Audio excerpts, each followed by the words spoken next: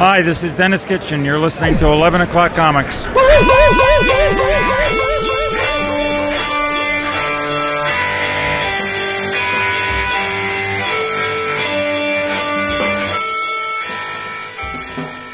that sound, yo. What up, yo? Crazy. I like doing the show on a Wednesday. Yeah. You're the one fucking it up in a couple of weeks. I know. It's behind the curtain. My God. Is it though? It kind of is. Why? Like our listeners, we switch between Wednesday and Thursday so often. My wife is always like, she's always like, oh, you're moving back to Thursday, or you're moving back to Wednesday, or you're back to Thursday. She's like, I can't keep track. She's wondering, what day she should put the ladder outside the window. Yeah, of course she is. Oh my God, you totally dismissed that like the most impossible thing to never happen. She's got a bum ankle right now. It's messing up our groove time. Hey everybody, it's 11 O'Clock Comics, episode 874. Some awesome comics came out today, and I am an extremely happy Vince B. Love to hear it. Yes. I am David A. Price. This is facts, and if you're not careful, I'm going to equalize the fuck out of you because I'm Denzel Washington. Jeez. Oh boy, where do you go with that? Everywhere. You're not Denzel Washington. You're Jason Wood, everybody. Here, thanks to cheapgraphicnovels.com. That's right, cheapgraphicnovels.com have the omnibus editions, trade paperbacks, manga, all things with a spine, all that stuff you're looking for at a fraction of the price that everybody else is paying. And get this, Nick and Dent sale currently live. Crazy discounts on stuff. And when they say Nick, I didn't know that really. Shout out to Ray. Yep. Yeah. Shit. Yeah, I need more books. I'm fucking having an existential crisis over how many books I have in my house. I I'm know. like, Nick and Dent. Well, I'll bring the truck then next week. Dude, definitely I'm going to send you guys home with some stuff. I'm sending Dap home with the complete 8-ball. Wow. You better check your drawers. Check your I have 2 of drawers. them, dude.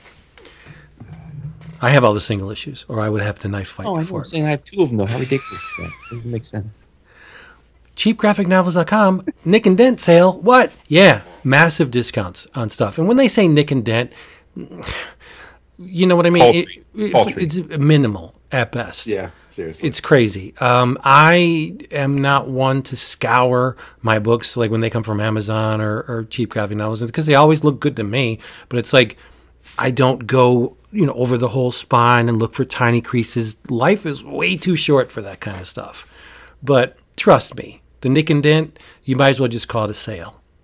Massive sale. Sure. And after you order, you will be greeted by an email saying thank you for ordering cheapgraphicnovels.com, and you're going to respond to that email and say, you know what, 11 O'Clock Comics sent me, and you will receive free shipping on your next order.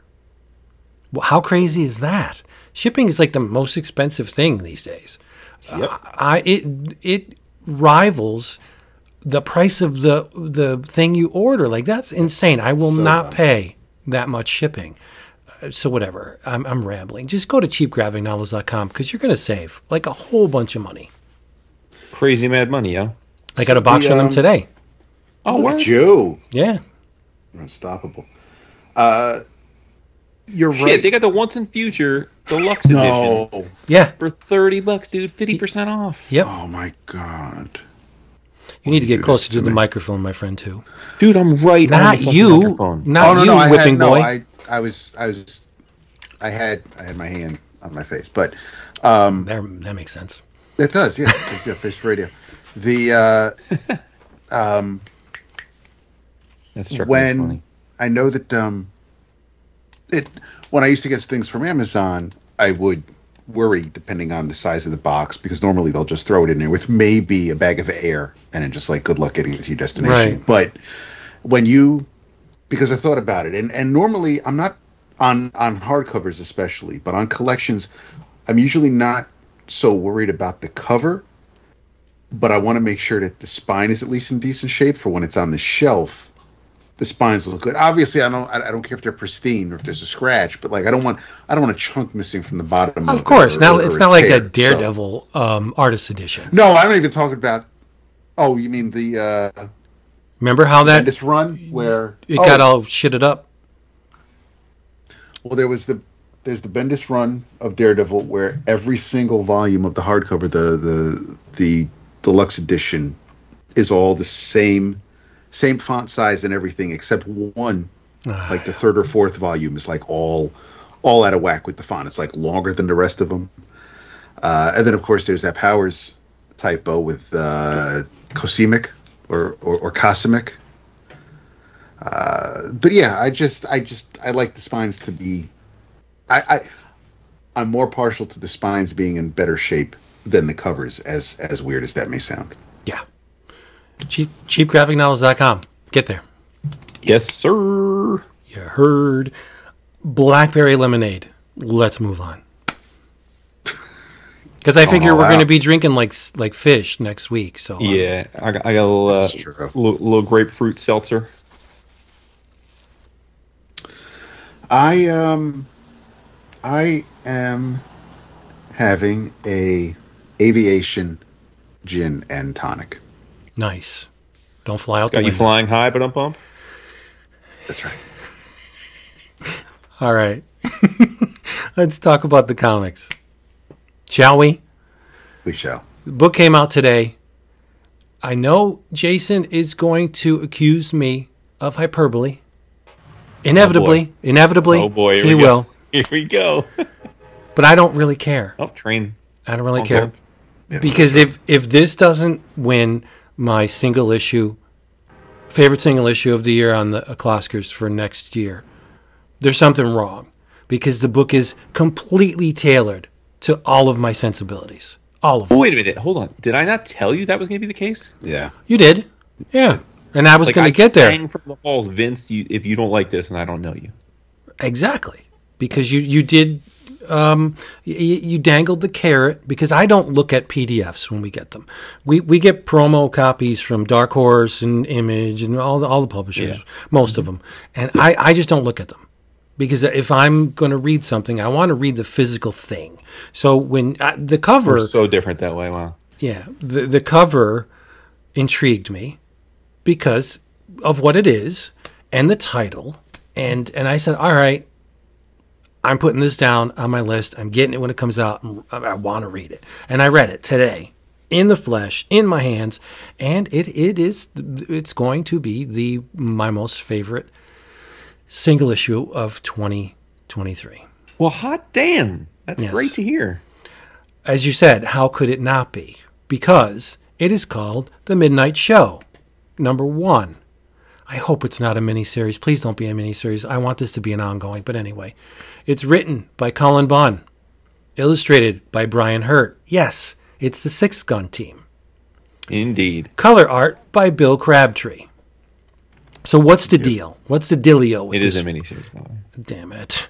The dealio with this book is a famous, world-renowned actor, writer, director, and makeup artist called Basil Saxon. Now I'm looking at that name and I'm thinking, okay, the Basil Rathbone, right? Could the Saxon be John Saxon? But that's a stretch, right? I mean, John Saxon's great, but he's not worthy of being in the same name as Basil Rathbone, right? But as we go on, there is a man to whom I would compare this Basil Rathbone, and we'll get there. So this Basil Saxon was shooting a movie, and it was said to be his masterpiece. But one day on set, a fire broke out. The studio was burned to the ground, and the film was apparently legendary, lost. Not so, because it turned up somewhere and is being screened at a midnight show in Cedar Bluffs. Now, one of the things about this movie, it's called God of Monsters, was that Saxon played all the monsters in the movie. And he wrote it, and he directed it, did the screenplay, like everything. But it's not, so it pops up, and they screen it in Cedar Bluffs. And the thing about it is, the place is packed, right? And the movie is introduced by a horror host. Like, shut up! My heart is thumping outside my chest when I'm reading this thing. A horror host. His name's Owen Oswald, but that's not by the name he goes by on the tube. It's Dr. Madness Morbid. Like, shut up!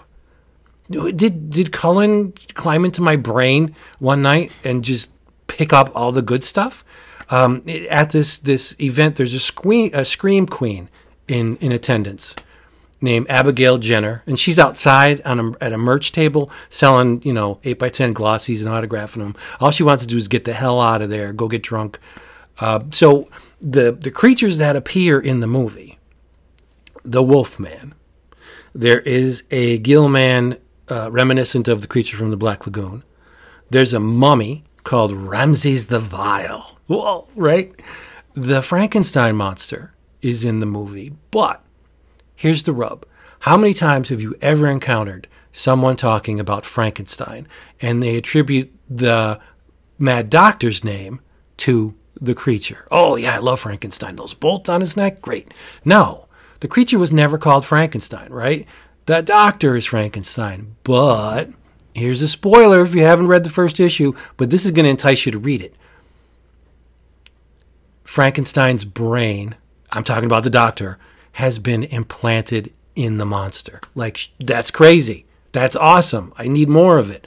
And Dracula's in the movie. But the monsters from the movie are emerging in real life in this Cedar Bluff town, and they're killing people. It's insane. Hurtt, I don't think Hurtt has ever looked better. Yeah, I was going back and thinking about The Damned and The Sixth Gun, and I love The Damned. Like, that's as great as The Sixth Gun is. I always compare everything that Cullen and Brian do to The Damned, and this first issue, it's stunning. I love how it looks. It's just got to tip the hat to Crabtree too. Absolutely. Oh, especially when we get to the film, when we're watching the movie footage itself, and it's got the slightly different texture to it. It's an amazing issue. I think it's absolutely. I think it can very easily. It's only a miniseries, but it's. Listen, they already established themselves as a great creative team with their previous works. But I mean, this hammers the point home, and they've both I don't want to say improved, but they've leveled up so much over the years. Both of them. I mean, Cullen's writing, of course, but yeah, like you said, Vince, Brian just absolutely amazing on these pages. I'm right there with you when you say he's never looked better. People playing at home, get this. The very first panel in the book. You open the front cover, this is what you see on the right-hand side. A monster mag called Creature Feature. A lobby card from The Many Deaths of Frankenstein. VHS tapes. A film reel canister. A ripped page from a trade press saying lost film located from Hero unearthed. There's a makeup book called Basil Saxon's Makeup Series Secrets.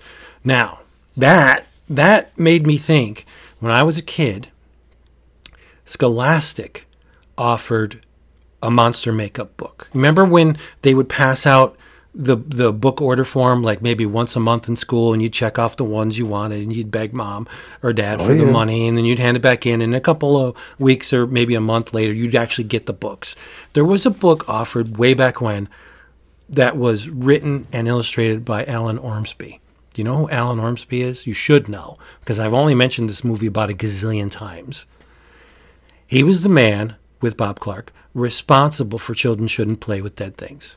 He's Alan in the movie. Did all the zombie makeup, whatever. But he offered a makeup book that had a blue tinted cover just like this book here. So right from page 1, I was bamboozled. I was done. Completely sucked into this thing. I could not resist. And it just got worse, well, better. It got better or deeper from there. Like this thing, there's a scene in the beginning that actually appeared in this Lost movie of the hero and his girl, and he's trying to get her out of there. And there's one panel that makes you think that maybe he isn't what he seems because his eyes are all reflecting and glowy. But there's a twist, and I won't tell you, because you should read this. But it's just so damn good. Like, it's just crazy how good this book is. I'm so gratified that it's a 3 for 3 on this one. Nice. Because like I said, I read it. We got the preview. Like you said, you like the physical, but we got the preview from Dark Horse, and I'm like, oh yeah. I'm like, because I knew that. It's interesting because I knew that Bunn and Brian were going. They're bringing back Six Gun next year, right? Mm-hmm. And I think they announced that at San Diego, and I was like, oh, that'll be great. Because I have to be honest, I mean, I don't know that I've read a Brian Hurtt comic since then. I assume he's been working, but I can't tell you what he's done in the last few years in comics. So I thought, oh, this is great. I've always liked Brian's work, and and they certainly have a great history together. And then I don't know that I even remember that this was going to exist, right? But then because we're coming up into October, and I get very horror focused in October, I thought, okay, saw the Dark Horse previews, and I thought, wait a minute, I'm like, oh, it's Bunn and Hurtt and Crabtree. I'm like, shit, and read the issue, and then, as you know, I went right into our Slack and said, hey, y'all, this book doesn't come out for a week or two, but when it does, you all need to get with it with the quickness, because it's like very much in everybody's concentric circles around here. Like, you'll find something to like from it. And I agree. I don't know if I'll probably stop short of saying it's the best Brian's ever looked, because I don't know that he's like, I think he's been great for a long time, but I think it looks incredible, and I just love how clean his line is, and he definitely seems inspired in this. I agree that Crabtree's colors really pop here, and I loved it. I mean, I thought it was just the right amount of violent, and I think they're gonna have a lot of fun with this.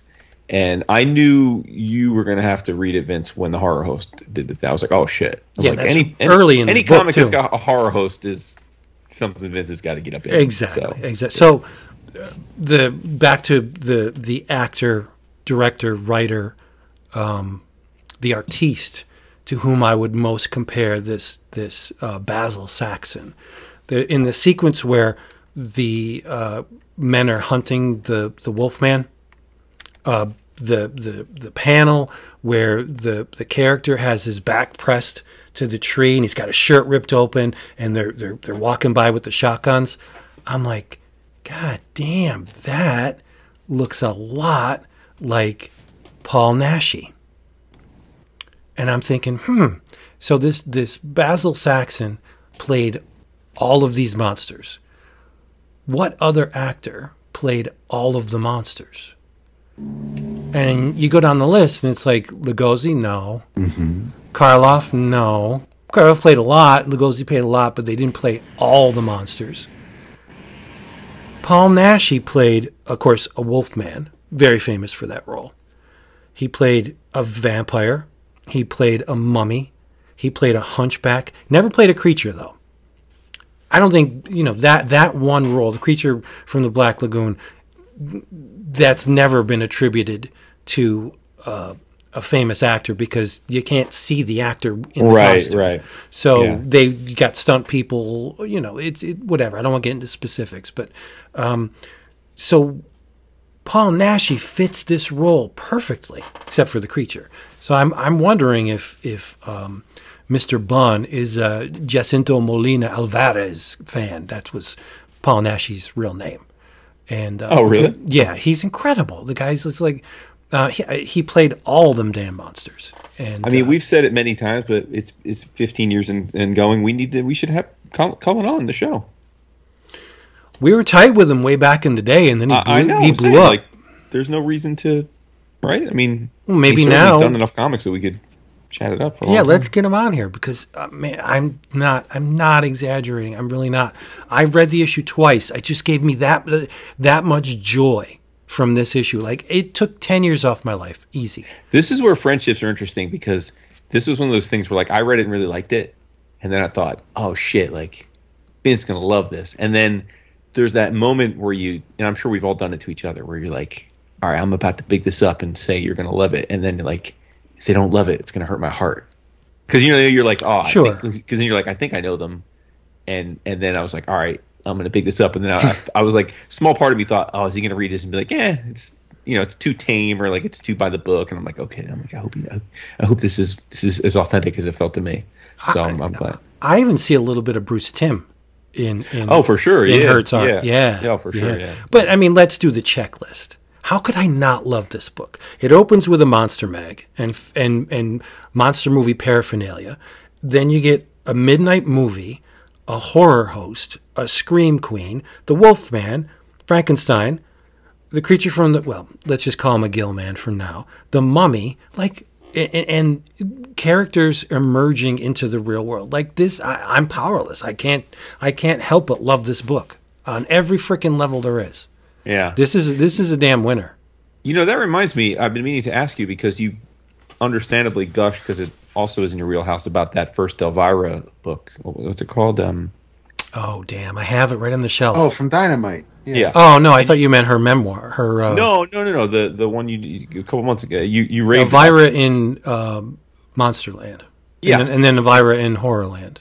Right, you raved about the first issue and all that, and then I haven't heard you mention it again, so I was wondering if you thought it fell off. No, it just ended. It ended last week, and right. I finished it, but I want to go back and read it again. Okay. Yeah, it's silly as fuck, but it's great. I mean, yeah, that's another one that's a winner. And they announced the next one, too. It's Elvira meets H.P. Lovecraft. Oh my god! It's like, get out of my damn head. Really like, all right, how do we appeal to the Vince B? Demographic? It's Tony. Tony's telling them. Yep. Yeah. Oh, you want to make this even better? Stick some William Burroughs, Nova Express in there. Like, god damn. But anyway, let's keep it on topic with Midnight Show. If you're a horror film fan, Ray's going to read this. But if the Universal monsters thrill you, or European horror is your bag, hell, horror hosts, Midnite movies, like, get this comic. Yeah, Ray's the other one that when I read this, I thought, oh shit, I've got to make sure my boy here, right? Because I know he's pretty discerning because he's a man of many interests, so he doesn't buy nearly as many comics as say we do. But I was like, oh, this is something he's got to make sure he finds time for. Yeah, it's absolutely perfect. Yeah, yep. Nice. That's a hell of a way to start off the week. It's only going to get better. Nice. Yep. Right on. What else do we have? First of all, before I talk about this, I don't know the status for you guys. Did either of you back the Moonray Kickstarter? No. I'm going to take by your silence answers. No, I did not. No. Yeah, that's fine. No, I would prefer that because if you had if you had also backed it, then I would have wondered if I had to wait until you read it, but you're not going to read it since I don't know that it hasn't been solicited in previews. For those wondering what the hell I'm talking about, this is actually a book near and dear to EOC history because first of all, it's called Moonray Book 1 Mother's Skin. It is a hardcover original graphic novel that was a Kickstarter. It is written and drawn by longtime favorite of the show, Brandon Graham. And the other artist involved, and this is where it gets really EOC-centric, is Mr. Xurxo Penalta, who some may wonder who's that because we've been around a long time. He was, what would you say that? I don't remember, but he was one of the first ever winners of our EOC annual contest. So, I mean, it was probably what? 7-8 years ago, 2013. Okay, so almost 10 years. 12, but he did the first few. It's an absolutely beautiful, the blue one, the blue one. Yeah, absolutely gorgeous. And honestly, I have to be honest, we haven't he hasn't been in our circle of influence in a while, so I don't know if he stopped listening. And then no shade at all. Like I know I reached out to him when I saw this book solicited, and he immediately wrote me back and saying, "Hey, great, it's great to hear from you," and all. So like, there's all love there. I don't know if he's he hasn't chimed in on an episode thread in a long time, so I'm guessing he probably has fallen off as a listener. But I still got mad love for him because he did some great work for us back in the day, just gratis before we had any kind of rep. But anyway, this and I thought it was just fascinating because I didn't know that he and Brandon had any kind of connection. And look, I didn't need Xurxo to be on the book to buy this because it's Brandon, right? I mean, I love Brandon Graham's work. But This is interesting on a lot of levels. First of all, it's and I didn't know this until I read the book once I got in my hands this past week. It is a adaptation of a yet to be released video game, which is super weird because like if you Google, why is that hilarious? No, it's rare that it's a as yet unrelated. Yeah. Oh, I thought you meant hilarious. Like we talked about this already, and I forgot or something. No. Oh, yeah. So I like, and I didn't. If you Google Moonray, like all one word, you'll get articles and links to this aforementioned game, and it's a weird thing. It's like some kind of open sourced game that was crowdfunded, and it's got like a crypto Bitcoin type of an angle. It seems pretty out there. Like there's a lot going on with it, and allegedly it's right about to finally come out. It's been years in the making. I know nothing about this. I know we have some pretty hardcore video game dudes like Drummond and the like on the Patreon, so maybe they'll have some color they can add here. But I didn't really look too much into that part because it's probably not up my alley. But either way, it's somewhat of an adaptation, and I guess they're the ones probably footing the bill for this. But nevertheless, this is a chance for Brandon to do what he does best, which is create a crazy world full of just totally abstract, mind-bending visuals and concepts, and telling a story with it, right? Like it's not, and that is when he's at his best, right? Like he's not very. You don't want to read a Brandon Graham like linear like love story. That kind of defeats the purpose of the way his mind works. And it's very high concept. You know, there's this is it's many thousands of years in the future, and there are beings that have in some way evolved from Earth humanity, but they look like they're just don't look at. They're more like gods. They can survive in space. They don't look human in any way. I mean, there some have humanoid shape, but many don't. But they have immense powers and obviously longevity of life and the like. And it's called the Age of Mium. And even the choice of word is interesting to me because it's MIIUM, which if you think about that word or write it down or look at it and look it up, it's a hard word to read. As you read the word, you think you're reading it wrong because two I's together is such an unusual combination. So the whole book I'm reading this, I'm like, is it Mium? Is it Mayum? Am I reading it wrong? But it is Mium. It's two I's, MIIUM. And it's basically this like this like an embodiment of godness. And like I said, this is very abstract stuff. So I may not even be getting it all right because I read it in one sitting and just absorbed it, enjoyed it for what it was. But I accepted that there's probably some things that I may be getting wrong or maybe are up to interpretation. And essentially this is like a hero epic of sorts where this warrior is created from this Mium, like he's born out of this, almost like Adam's rib, and he's on a quest to avenge a goddess, and he goes on this journey through this crazy cosmic landscape of different worlds and different abstract realities. And at one point he comes across this badass giant red sword that he's using for a while, but then the sword evolves into a sentient being itself and becomes his travel companion. So this is at first I was reading it, I'm thinking, oh man, this is like Mobius Jodorowsky type of stuff, right? But then as I was getting more into it, I thought, you know what this reminds me of, and this will be right. Both of you will pique your interest. This reminds me of like Trujillo, where you go for the adventure. It's visually arresting, but also stunning, and you kind of have to accept that the narrative is somewhat nonsensical.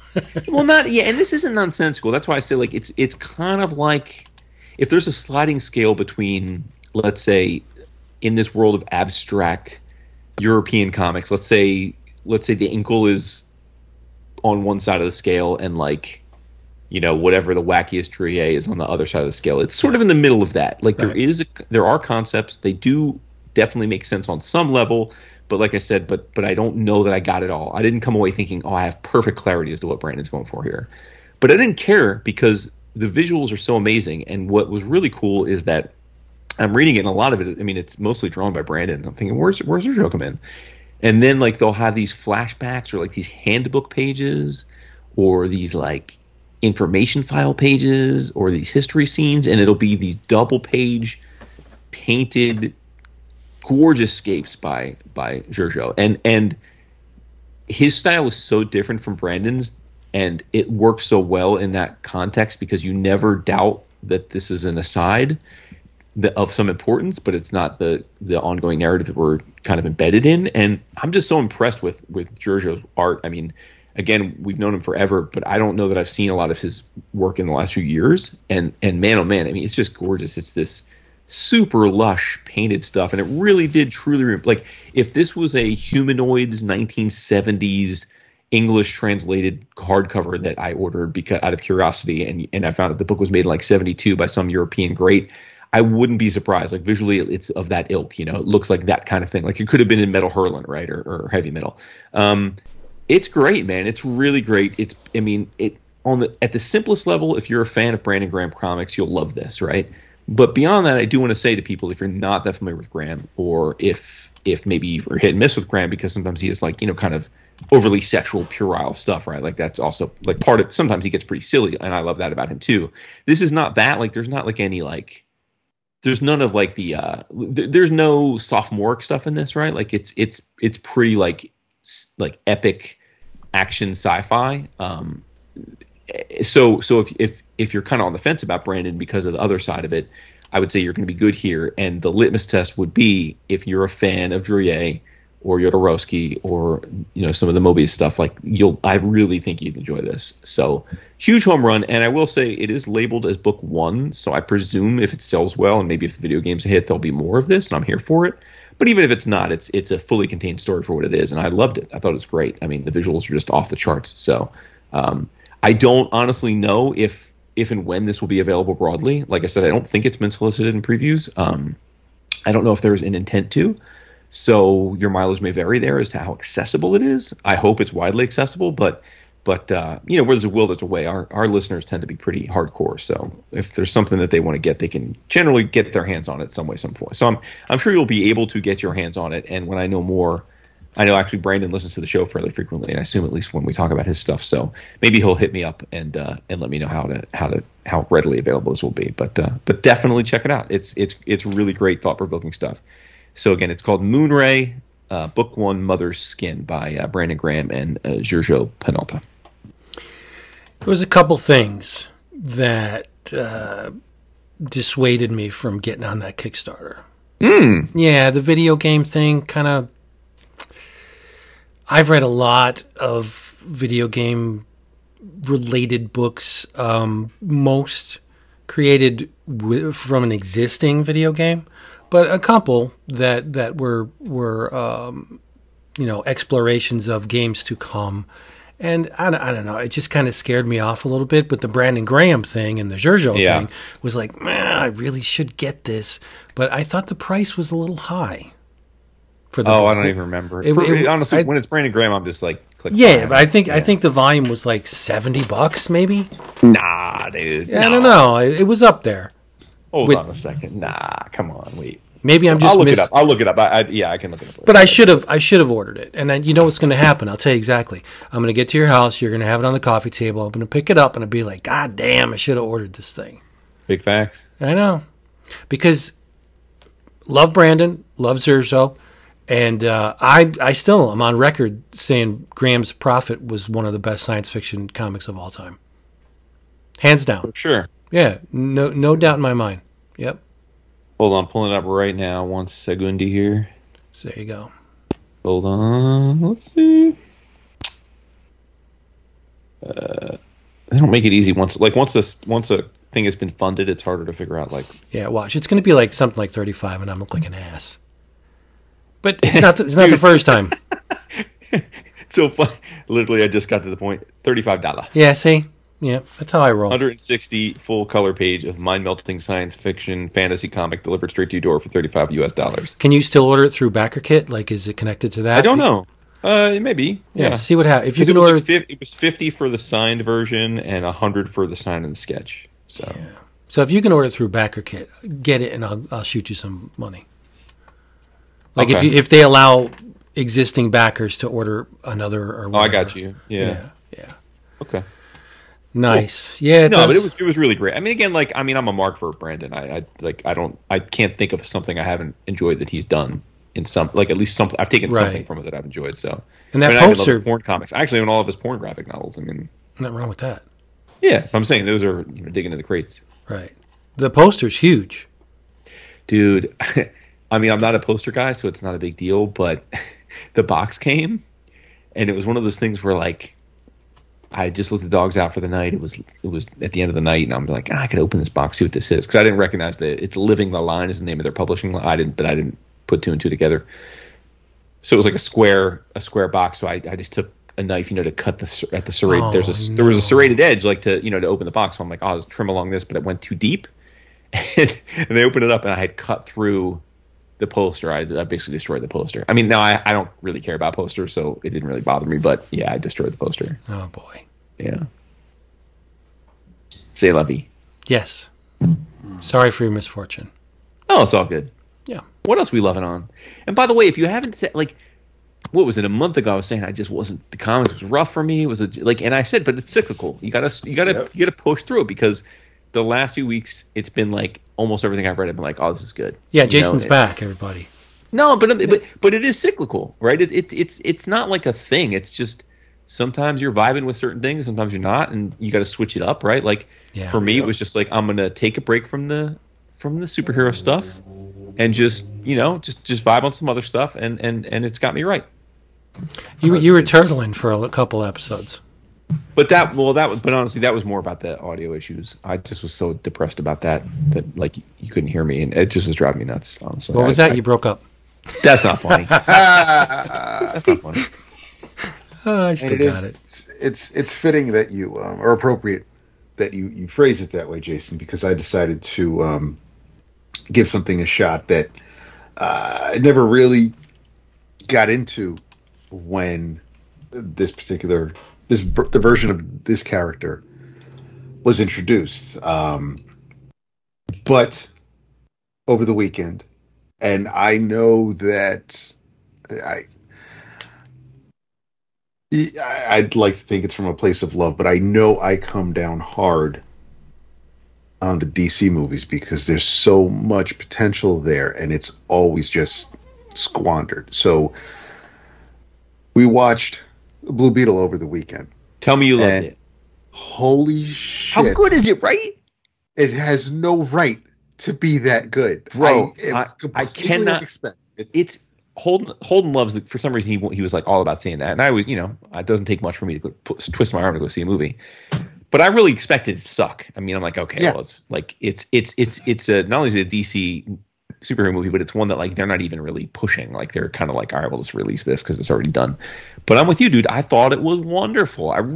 And I know you're not going to take it to this level because you have more of an affinity for these films than I do. But I think I said on the Slack, I honestly, in my heart of hearts, believe that if you released this Blue Beetle movie on the same day that you released Iron Man 1 from Marvel, this would be a better reviewed loved movie. I think they're very similar films, and I think for sure.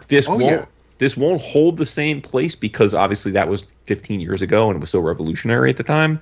But like, it's a pretty similar story arc, a pretty similar power set, visuals, and I thought this movie had so much heart, and it was definitely funny at times, but like, and sometimes like I thought the Taika Waititi Thor movies were too funny, too corny, but like this, because of like the family element and because he's a teen and because it's like, or he's not a teen in this, he's more like a high school kid, or a college kid, but like it just seemed right to me. Like it was just the right amount of humor to me. Like the whole thing worked for me, and I came away like gobsmacked at how good I thought it was. Oh, for sure. Yeah, I mean the setting, they're down in Florida. It's just the music, the attitude, the family dynamic, and of course the big bad and how it's just. I was really impressed with how it all came together, and pretty much from the start, I was bobbing my head along to it, and I was just I was feeling good. It was just because one of my coworkers, she was telling me to she really loved it, and then of course I had to then go down this little diatribe about Ted Cord and blah blah blah. So I had to pump the brakes on that a little bit, but we talked about that, and And yeah, so I asked Renee. I was like, we got home. I think it was Saturday, and I was just like, we'll fire it up. And sure enough, yeah, and she dug it as well. And we've seen. I haven't seen all of them, but we've seen a couple of George Lopez's stand-ups, and I don't, I know some people can come down hard on the dude, and that's whatever. But I mean, he's made me laugh more than he hasn't. So seeing him in it was he didn't he didn't overshadow Jaime. He didn't overshadow the main character. It just he worked well in it. But I mean, the trials and everything that this kid had to face, like it was very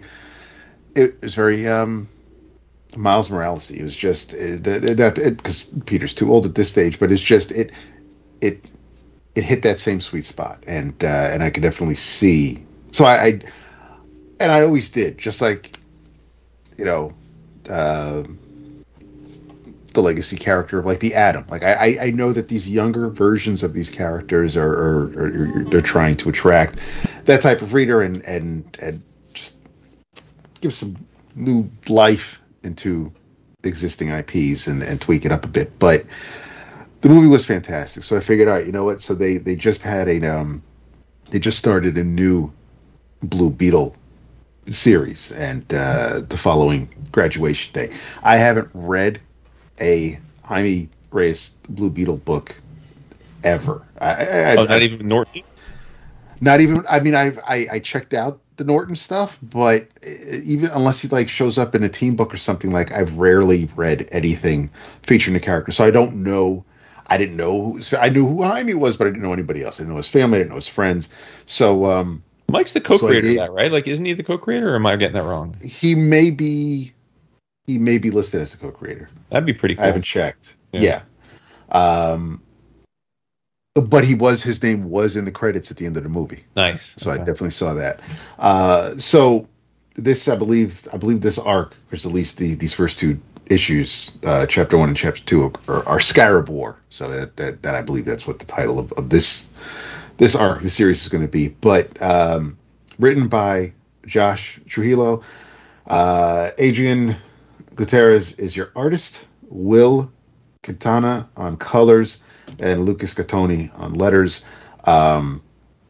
So I jumped right in.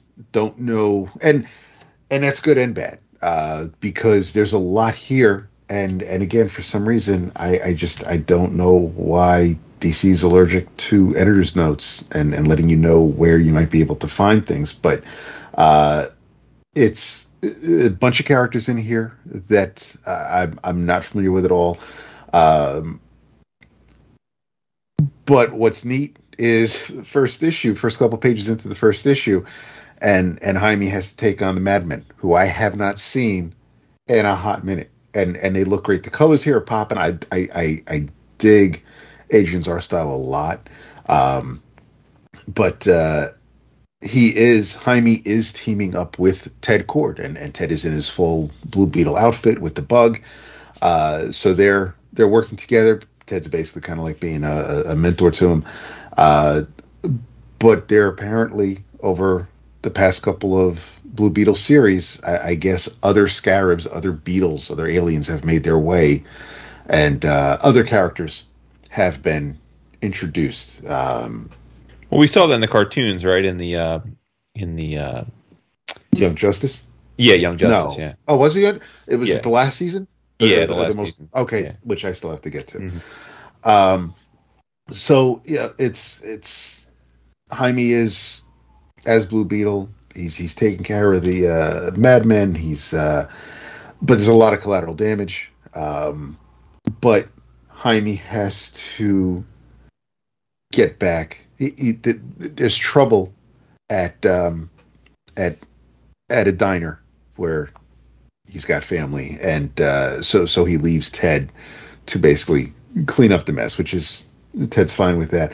So Jaime gets to the diner, and there's a couple of aliens there having lunch, and some of the patrons were just not, and I mean like extraterrestrial aliens, and some of the patrons were just yelling, and they were just, get out of our town, get out of here, go back home. So Jaime is, as Blue Beetle, he's talking to Uli. She's the motherly figure of the two, and I guess Jaime has promised to protect them and keep them safe. But of course, Jaime's got other things to do. He's got to go do his superhero thing, so he can't be with them 24/7. So when they venture away from their safe home, their safe haven, Jaime isn't always going to be there. So they're going to end up being confronted, I guess. So while Jaime is dealing with that, shortly after, he meets up with some friends at the beach, actually the next day, where, they get kind of hot and heavy and fast. We're meeting some of these characters, like Brenda, who is who we find out is Victoria Cords, Ted's sister's new assistant, which she hasn't told anybody that's her new gig. Xiomara and Roma, they're the other two with the scarabs, and Bruno, who just San Martino seems to be he's kind of big like him, but he's the obnoxious big friend. He kind of reminds me of Grunge from Gen 13 a little bit. But the while Jaime's hanging out with his friends at the beach, Ted's back at HQ and fixing things up, tinkering with Bug. Hears something, thinks it's his sister, but the way the sounds that are emanating from behind him definitely tell him it's not Victoria. So he activates the security protocol, masks up, and some dude walks through this little laser field and calls Ted an imposter. And Ted's like, yeah, well, I don't know what the hell that means, but I got this little laser grid going on, and that's just going to cut you all to pieces. So he's like, yeah, your worthless toys aren't going to save you. And he basically slices. I mean, he's got this massive sword that he just slices Ted's chest, and now Ted's bleeding out, trying to save himself, save the lab, but homeboy, this new foe, destroys the lab, and he before this dude can kill Ted, Bug swoops down and whisks him away. No, actually, no, he doesn't. I'm sorry. Bug, when he screams for Bug, the ship basically just blasts whoever the hell this guy is, and Ted thinks, okay, that's it. But my man doesn't even have a scratch, and he's like, this is who do you think you are, Ted Cord? And Ted's like, I'm the Blue Beetle, and the dude's like, no, you aren't, and then just stabs him straight through, and then leaves him laying for dead. The second issue, though, we get it's where a little bit more familiar comes into play, and Ted is in a hospital with Booster next to him, fire and ice, and Guy is being projected from space in the room. Jaime's out in the waiting room. He's just completely, he's distraught. He's worried about Ted. And Batora comes out to comfort him and basically just let Jaime know how strong Ted is. He's basically the best of them. But you can't. She's telling Jaime, you can't feel like it's your fault. It's not. It's just like, listen, we. She's trying to comfort him, letting him know we all blame ourselves if something like this happens. And we blamed each other because something happened years ago that fractured us. But it took Jaime. It took the new Blue Beetle to bring them all together again. So Booster's going to take Ted to a safe location somewhere in time. And then Tora asks Jaime if he wants to come with, but he's like, no, he's got to stay here. Although he is wondering why Victoria hasn't come to visit her brother.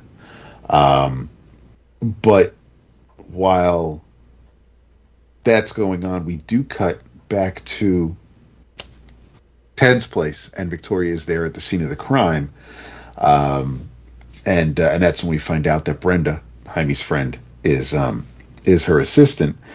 And we also see where the aliens, the extraterrestrials, are basically living. It's called Estrella Plaza, and that's basically where they made their home. And now all of a sudden,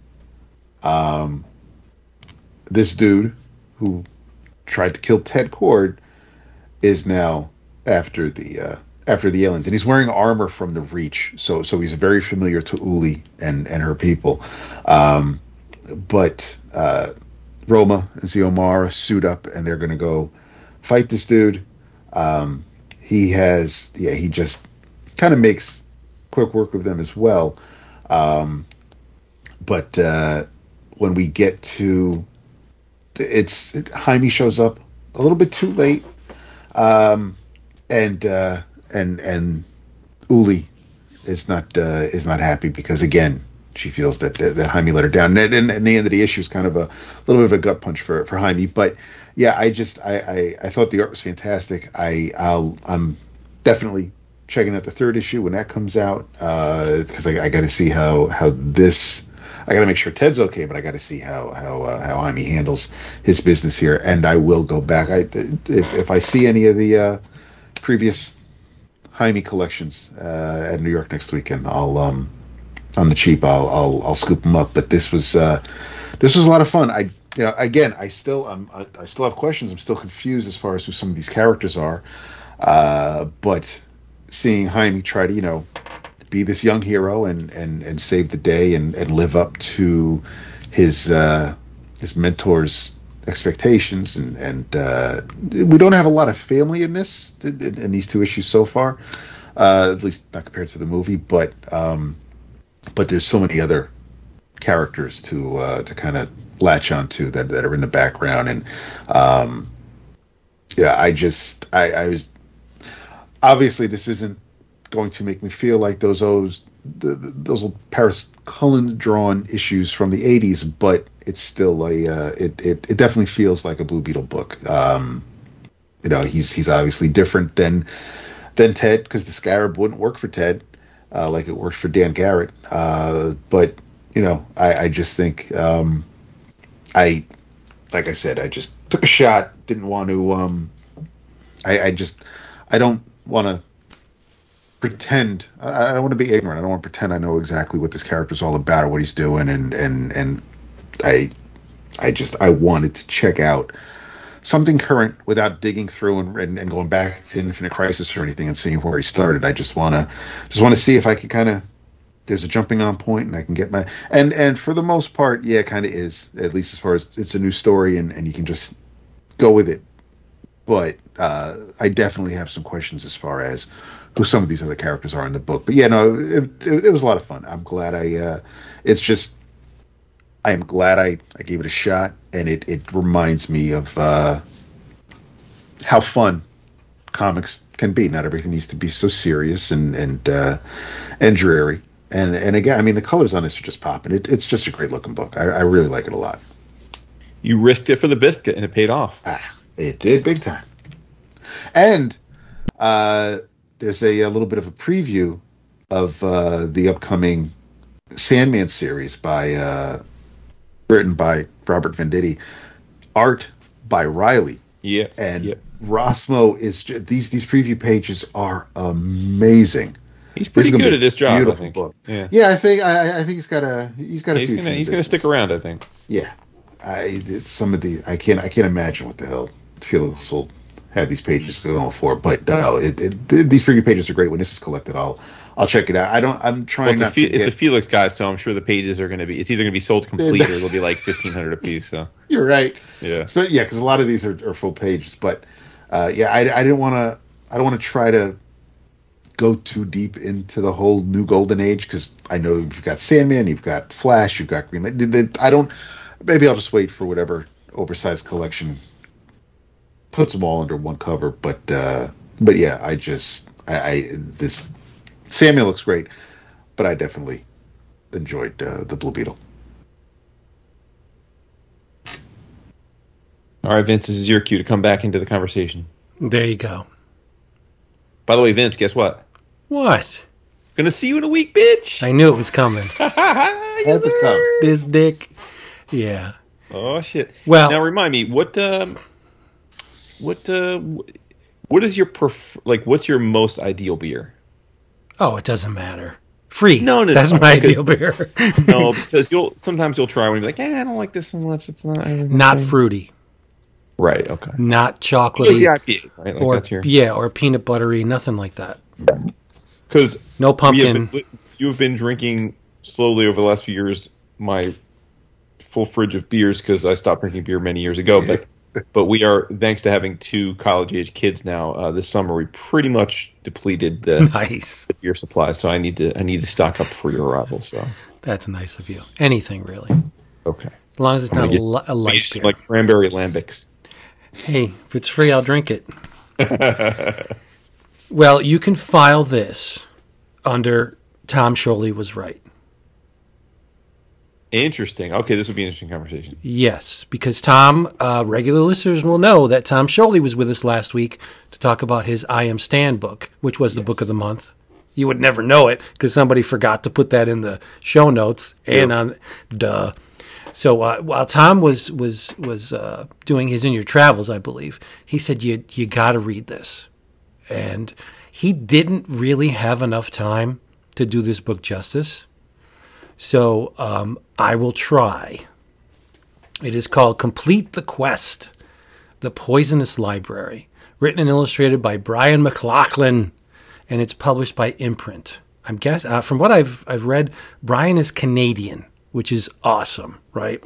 So this book features a world called Chimeria. And it's presided over by Queen Evergreen. Okay, it's a fantasy-based book. Queen Evergreen is one of a human-like race called the Kith. Okay, but she's poisoned. She's given a book that infects her. There's a lot of metaphor in this thing. The book is hate speech. It is a book detailing why the Florins, which are a plant-based race on this Chimeria, why the Florins are so bad. You need to get rid of them. They're no good. They only cause trouble. Hate speech, right? So while she's reading the book, she actually gets infected. You can see tendrils of magic, dark magic, coming out of the book and infecting her. She's got red marks all over. Just so happens that the queen's best friend and advisor, Marisha, is a Florin. So as she's reading the book, Marisha comes over to her and she's like, yeah, well, you're a snake. I don't like you. You're nothing but trouble. And her best friend's like, wait a minute, where's this coming from? So she automatically knows there's something going on here. Long story short, the healers devise a cure. But in typical fantasy trope scenario type dealings, it requires 5 special ingredients. And these ingredients are scattered all across Chimeria. They need a star diamond, which is located in this underground kingdom called Deep Prism, which is ruled by the Goblin King Brightstone, okay? They need a blank lotus from the White Wind Desert. They need a ghost cloud, which can only be found, the sky giants keep them as pets in the High Tooth Mountains. There's a dragon lime, which is located in the Red Thorn Jungle. And then there's a bottom feeder. It's like a shrimp or a crawfish called a scrim that you can find in the saltwater shipwrecks, right? So they need these things. They need to find these objects in order to make this concoction that's going to make the queen better again. So how are these 5 ingredients obtained? That's up to the reader. As Tom said, this is a good old RPG / choose your own adventure book. I thought it was crazy. The McLachlan gives you 6 adventurers from which to choose. They are like in typical fantasy scenarios. You have Sneak, which is basically an elvish type character that's good, concealing themselves, can spot traps and pick locks. Then you get a woman called Corin, the human priest, which can dispel the undead and cast light in times of darkness. There's Javen, the elven druid, who's a changeling. He can assume the shape of animals, not magical animals, just regular animals. And the book is LGBTQI plus sensitive because there's a dragon folk named Zix. And whenever they're referred to, the they-them pronoun is used. So you get a pair of dwarfs named Krax and Tonk. They're brothers. But are they? Because the author gives you origins for these characters. Not one, but 2. Yeah. So you can choose your own origin. You can choose your own origin, or you can mix and match between the 2, or you can write your own. It's crazy. I love it. Everything about the book is customizable. I had to laugh. One of the alternate origins for Tonk is that maybe he's really Krax from the future, come back to help himself. That's really cool, right? Because you don't see his face. His hair goes over his face. And you go through the book, and there are obstacles that you must overcome. Like there'll be a double-page spread where, there's a portcullis here that could be lifted by someone that's really strong, or if you can turn into a mouse, you can sneak through it, or like depending on, and you only get to pick 3 heroes.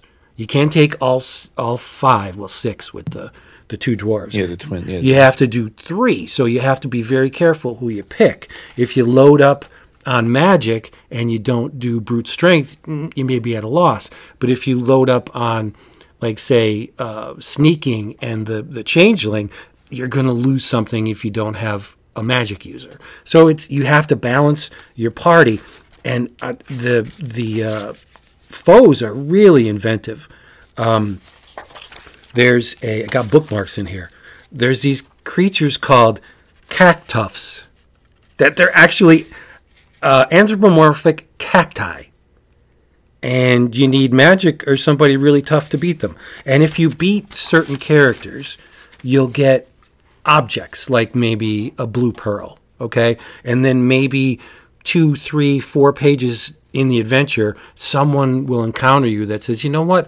I can create this if you give me a blue pearl. So if you beat the character a couple pages previously, you have the resources to propel the narrative even further. But if that wasn't enough, you can actually go on side quests in this thing. Characters come to you during the adventures and say, I really need your help. I have to do this. Can you help me? And if you help them, then you go to another page. Like you page forward maybe like 30, 40 pages, and the quest takes another route. This book is great. And Jason, did you get the riddle of the Sphinx? No. What do you add to a barrel of water to make it weigh less? Yeah, I don't know. A T. If you put a T between weigh and less, it becomes weightless. Oh boy, it's great. That is freaking great. And if you beat this army of the undead, you get a big ruby. But then there's a character in your future, you don't know, that will do something for you if you give them a ruby. I think this book is awesome. The art style is really cool. Oh, this is what I loved. What you have to get, what is it? The Blank Lotus. from the crypt of the Witch Queen Ice Nail. But she wasn't buried in a pyramid. She was buried in a spheramid. It's a globe. So as you're in this thing, the floors shift and the floors become the ceilings and the ceilings become the floor, and you're trying to navigate this thing. It's awesome. It is amazing. Tom was so right. I'm guessing that by Jason's silence that he did not like this book. No. So that's why I said it's going to be an interesting conversation, because I think a lot of what you said I definitely grok with. I mean, I think there's a lot to like about this book. I just think that, some things are not meant for certain readers, and this book is not my kind of thing, right? Like, meaning that, as you know, I'm not a Dungeons and Dragons guy. Like, I don't. Yeah, I get it. And so I think the thing that probably is the neatest thing about it, which both you and Tom praised, that it's part comic, part quest guide, sort of, where that's the part where for me it really left me wanting, because I'm just not in that mindset of like as I was reading this, I was thinking, well, if, like, let's say, for example, we had, like, for fun, had been like, oh, let's make this the book of the month after Tom recommended it. And, like, when you guys came next week, we sat around live and, like, worked through, we each picked a character, and then we worked through the scenarios, how we were going to get through the challenges. That could have been super fun. But, like, sitting by myself reading this, where I was kind of, like, upon myself to, in my head, think of a way that, like, the characters I was using would be able to get through this, having never really played D&D, so I don't have a lot of experience with that. It was just much easier for me to be like, oh, I'm just gonna turn the page, like I got through it. You know what I mean? Like, because I'm just not wired to, like, be into that, especially if it's not collaborative. Yeah. So for me, it just felt like a little. It felt more quest guide than it felt like comic to me. But, like, as I was reading it, I kept thinking, like, well, it's really clever, and like you said to me, it's certainly very inclusive and very modern, and, like, the attention to detail of, like, the being able to choose the background that you, or the history or backstory that you like the best, like, all that stuff was very well done, and I'm like, oh no, this is a well crafted, like, labor of love. That, I mean, they really do check all the boxes. It's just that I think it checks the boxes for something that I'm not generally too into, is all, So, like, I wasn't going to trash the book by any means, because I'm like, oh no, I can recognize this is, like, a really well done thing, but I don't care enough about, like, that ethos to like have it be my thing. You know what I mean? So yeah, like, it wasn't my thing, but, like, I definitely can see why someone who likes role playing games and the like you do would love it. And I do. I love it. No, for sure. Much. Yeah. And I will say, I mean, like, and I don't know if you took. I mean, I thought that this was. It read to me like it was definitely geared towards very young people. Like it was definitely, like, written in such a way that it was more for, like, middle school, like, young YA versus, like, all ages, which again is fine. Right. I mean, there's plenty of YA books that I've enjoyed and talked about on the show. Like, again, I'm not saying it as a criticism, but I felt like, okay, this is like a YA D&D type of a thing, a love letter to that, and, like, that's cool. And yeah, so, like, I mean, I think I compared this as I was reading it to Meanwhile, the Jason Shiga book. Right. Just because that really is a choose your own adventure book, but it's purely that, like, you turn the page based on the choice you make, and it's all there for you.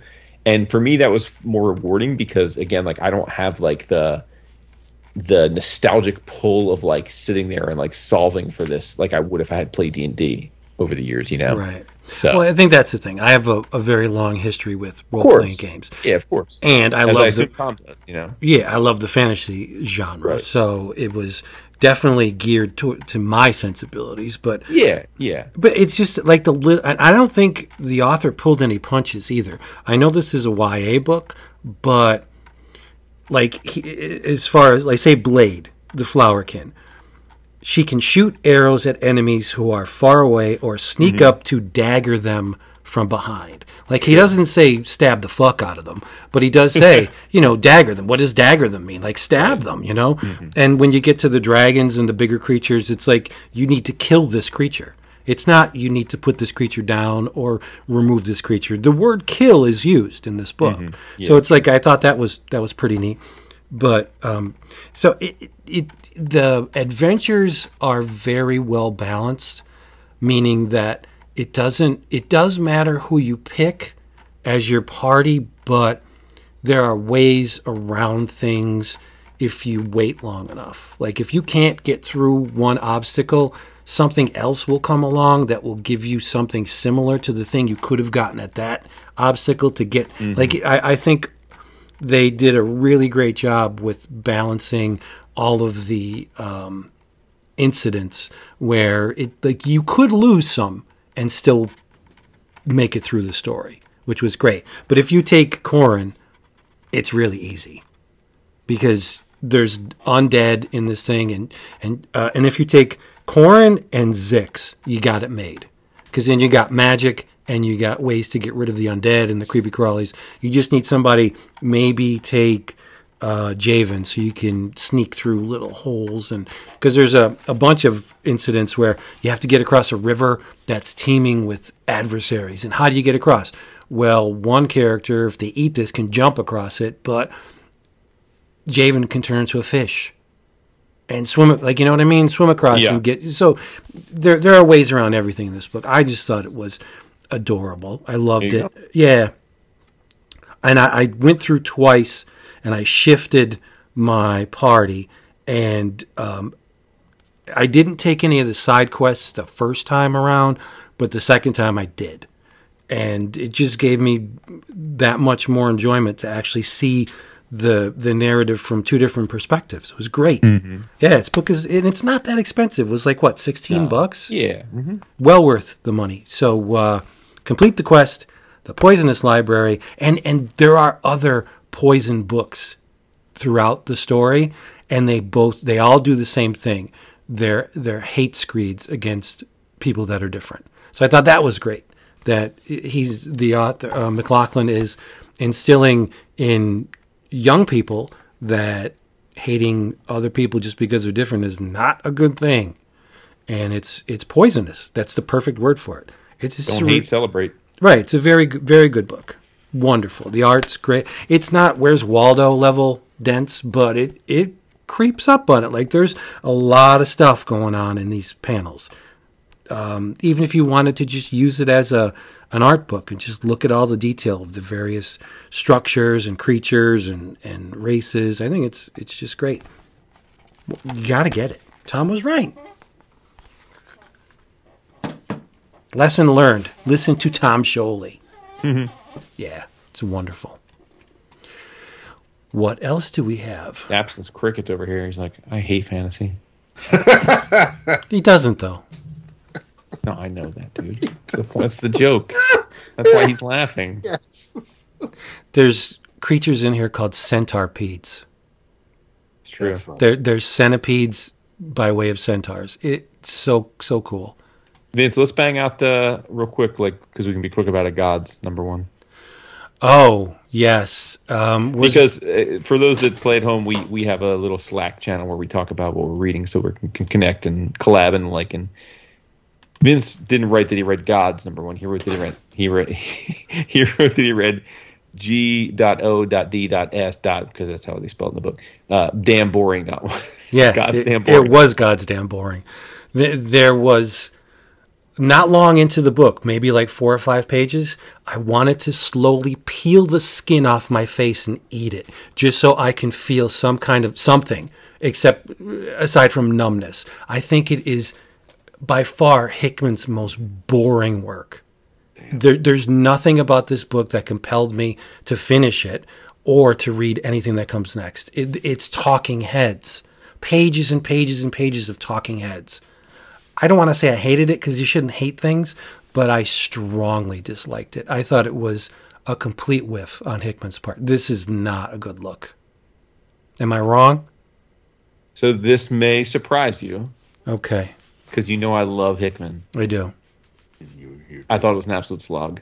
It's terrible. Yeah. And just I wouldn't go so far as it's terrible, but like I think one of Hickman's strengths is his first issues are usually absolute bangers. Like they bring you in, you're like, holy shit, I gotta like, dude's about to take me on a journey. And the first like 4 pages of this, I'm like, oh shit, like my man's about to do some things, like he's gonna play with the whole idea of like, the magic's in the in the MCU with the cosmic, and I'm like, this is gonna be dope. And then, like you said, like halfway through, I'm like, what the fuck? Like, this is a goddamn slog. Like, all these people are talking, and I don't know who half of them are, and it's like they're talking about histories. And it's loaded with jargon. There's no action, and I'm like, holy shit. I'm like, I don't give a fuck about any of this. Yep. And it's sad. It really is, because I wouldn't say it's badly written. Well, let me clarify that.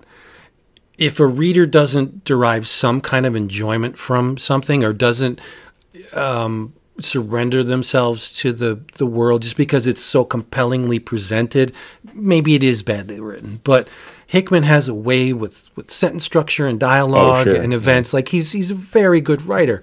It's the first Hickman book that I couldn't even finish it. Yeah. It's just loaded with jargon. Like Jason said, people who I don't even know who these people are. It's like the guy in the 12 Days of Christmas song, right? I'm filling out these Christmas cards. I don't even know half these people. Like, what am I doing here? It's just, and to be honest, I didn't think the art was all that either. Oh, I like the art. I think Valerio Schiti's a great artist, but again, like, I think, not to say he was wasted per se, but like, I mean, he's basically being asked just to draw a bunch of people standing around talking, which is and a weird way to. Well, a deft hand could pull that off, but I mean, maybe I don't know. Maybe they just weren't into it. Maybe they suffered from the same condition as the reader, because there's nothing here, and I don't want to keep lumping on Hickman, but it's just very surprising when you get a writer of Hickman's caliber who just swung and missed. Like, it's just whatever. Yeah. Like I said, I'm surprised. I mean, myself, I was really looking forward to the book, and I thought, well, this is gonna be dope as fuck. But it was not. At least not to my peepers. Yep. C'est la vie, right? It is what it is. Yeah. But like, I don't see. Okay. No. In this case, it's know your audience, but it's also know your publisher. This does not resonate as a Marvel book. Obviously it's in the Marvel universe, but Marvel stuff is designed to please as many people as possible. And this is targeted to a very, very specific set of tastes. And it's not like, this is not Siege or Secret Wars, or this is Hickman doing what he did on X-Men without all the good stuff. Like, well, that's the thing. I mean, I read this and I thought, wow. I mean, like, I think this is not going to be commercially successful. I think people are going to be like, well, I don't know, because again, even the name, like, Gods, like, it's not like this isn't like this isn't like, oh, Hickman's take on the Avengers or Hickman's take on Fantastic Four, or, like, this is just like, oh, Jonathan's doing this new thing, Gods, and so I think because it's not him staking his claim onto a classic Marvel property, I think it's gonna leave people scratching their heads. I'm just wondering, what's the purpose? Like, there must be a purpose, right? I mean, obviously, and again, we are judging it on one issue. I can't say definitively that he's not going to like pull it all together, but I just think that I normally think one of his strong suits is the first issue. I think he's great at the first issue, and I so, like, to me, it's like, okay, well, if the first issue didn't grab me, then I don't know why I should expect the rest to grab me. Right, David. There's one page that has a character speaking. There's at least 200 words. Holy shit! In the dialogue balloons. I didn't bother counting them, but this character is going on and on and on. It's just like, oh no, I have things to do. I know that sounds like I'm super Bendis-esque, and it was like you're telling me, not showing me. Like, you're telling me all this history with these characters, and it's like, show me, draw me a double-page spread with the history, like outlined, like where I can see it all. Like, I don't know. Yeah, it is what it is. I think it would work, again, to get back to the previous discussion. The information in this first issue is akin to a role-playing game.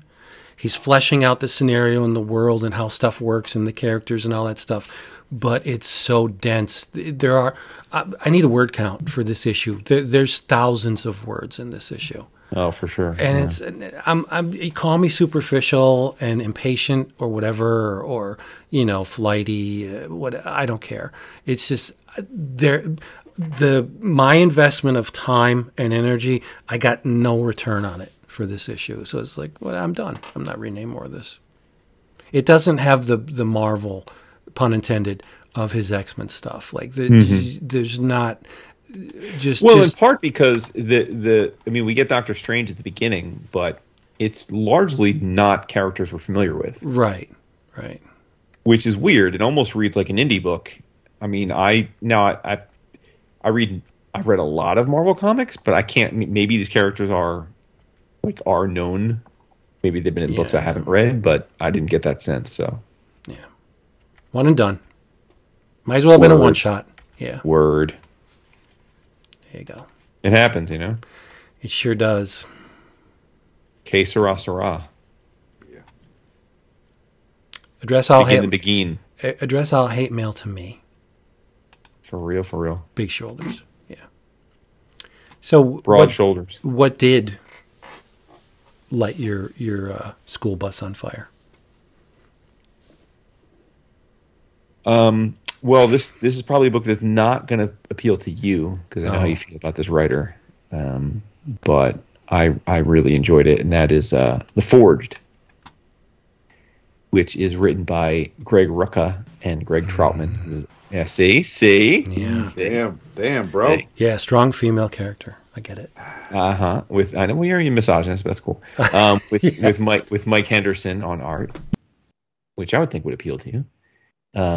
But this was one of those comics where it was a 3-issue first arc, but each issue was double size, so it was like a 6-issue miniseries. But I waited for the whole thing. Well, I read the first issue and I thought, okay, I'm gonna wait for this whole to be done, and it's been wrapped up. I loved it. But I'm a fan of Rucka generally. I mean, jokes aside, to Vince's point, I mean, Greg certainly does have a trope, which is he generally writes stories about strong female protagonists. So if you hate women like Vince, then it's probably not your shtick. But if you're woke and generally love your wives like Gap and I, then you might like it more. I don't know. It's it's a tricky thing, but no, I really did like it. I mean, the premise is it's sci-fi. There are these group of badass women who are called the Forged, and they're basically the Ultramarines of this space empire. They're the ones that are brought in, like your SEAL team. They're brought in to handle the jobs that no one else can handle, and they're on a ship on the way to do one of these jobs, and then everything's in service of the Empress. They keep talking about the Eternal Empress. She's the leader of their empire, certainly, and there's these gorgeous women called Cassandras, and they are like the Empress's witches and concubines. And normally these Cassandras never leave her side. They stay like a harem at the Empire base on the home planet. But for some reason, in this particular mission, there is a Cassandra on the ship, and the captain's not happy about it. And these Cassandras are super sexy. Not only are they drawn super sexy, but they wear almost nothing, and what they do wear is very see-through. And they basically they're seductresses. As they when the Cassandra summons the captain at one point, he comes in and she lays down on a beanbag type of a thing, and she spreads her legs akimbo, and it's implied that basically she's got nothing on, so he's staring at her puss, and she's like, "Oh, are you distracted?" They play to that, and but they also have incredible power and influence, and so she basically tells him well, whatever your orders are, you're going to do this instead, and almost uses a whammy on him, kind of like the Force, to get him to agree to do this. But the long and the short of it is the Cassandras involved here are somehow involved in this plot where the mission that they're sending the Forged on is not exactly what it seems, and then things go totally tits up. The ship basically gets destroyed, and right before the Forged were sent off, before they were expected to, they were told they had to jump from the ship and go on this mission, even though it wasn't in their parameters. And it was clearly because the Cassandra knew the ship was going to get destroyed. And then hijinks ensue. Basically, they land on this hostile planet, and the planet's super hostile. Crazy, space bugs, insects, monsters, the like that are trying to kill them. and it's all in the service of this secret mission they've been put on. They don't really know what they're there for, and they have to kind of figure it out on the fly as they're trying to protect this Cassandra and keep themselves alive in this crazy environment that's very hostile. And it was just a blast. I mean, it was nonstop action. I mean, I don't know that I've ever seen Henderson look better, honestly, visually. Like he was made for this. This is pretty much like a Gundam story or like a Robotech story where the people inside the suits are these like really strong, badass women. Like that's basically the premise. Yeah, it was great. I mean, I really thought it was terrific. I think that they got a hit there, and I hope there's more coming. I don't know if there is. Like I said, the first arc's wrapped up and collected, but I thought it was awesome. I mean, just balls to the wall, like high adventure, sci-fi, shoot 'em up was the basic premise of this. So, if that's your vibe, you'll enjoy this for sure. Because, like I said, Henderson's art is on point in this book for sure. Like the character designs, Cassandra's, I should mention they all wear. The reason I say it's like Gundam is all the forged women, they wear like battle exoskeletons, like they have of different types. There's like the medic's got like a relatively slim suit that's equipped to heal people or heal the machines or fix the machines. There's like a gunner that's got it's basically like a walking tank. That kind of vibe. Like there's different. Very much it reminded me of like different Gundam models, and I'm sure that was the visual inspiration of it from Henderson's part. I'm sure, but yeah, I thought it was a big time winner, and I'm a fan of the Rucka ethos. Your mileage may vary, but you know what you're going to get with Rucka, and this is more of that. Totally agree about the art. Looking at Nice. it now, yeah, it's great. Yeah, Very accomplished. Like it a lot. for sure. Yeah, he knows what he's doing. And you said you read 3 issues? Yeah, it was 3 issues. Well, I'm looking at here that there's an issue 4. Oh, so there is more coming. Yeah. It was a collection. I read the collection. It was the first 3 issues. Nice. Cool. Okay. I mean, I'm glad to hear that because we don't get any kind of resolution in the first arc. It's like it's a cliffhanger. So Excellent. There you go. faux show. Don't you guys need to talk about Rick and Morty? Sure. I mean, isn't that the I was going to plan? save I it thought that was for the plan. In Your Travels, and then You read 7 issues. Can you read? Yeah, No, but- you read 10 issues. It doesn't sound like in your travels. I did. And Dap read the ongoing.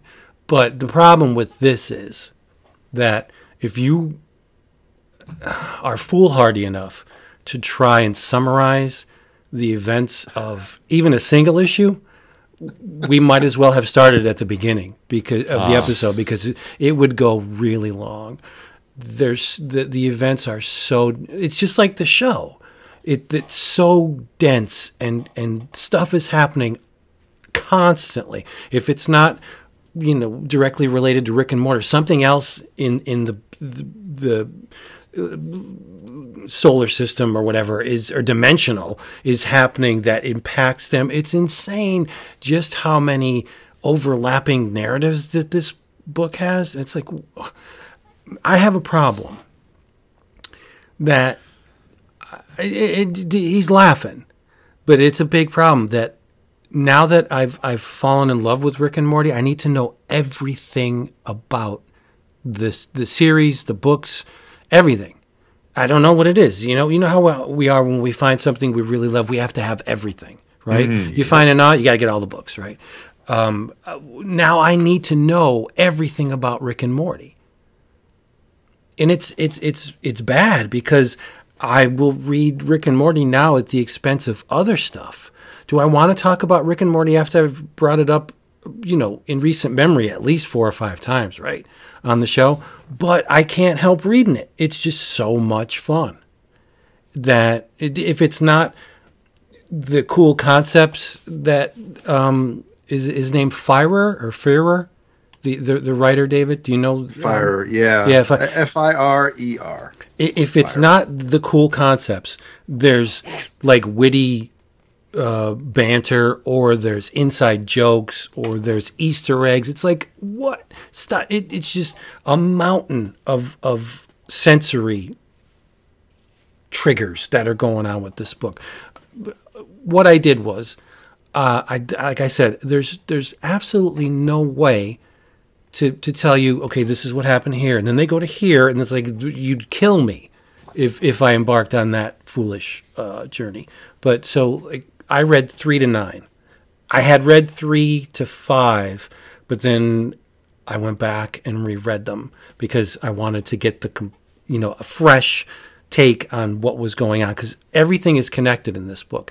And unfortunately, I have learned that it's only 12 issues. Yep. It ends at issue 12. So sad. Well, I'm sure there's going to be more. But they'll relaunch it. But anyway, written by Alex Firer, illustrated by Fred C. Stressing and Marc Ellerby, color art throughout by Andrew Dalhouse, and of course, it's published by Oni.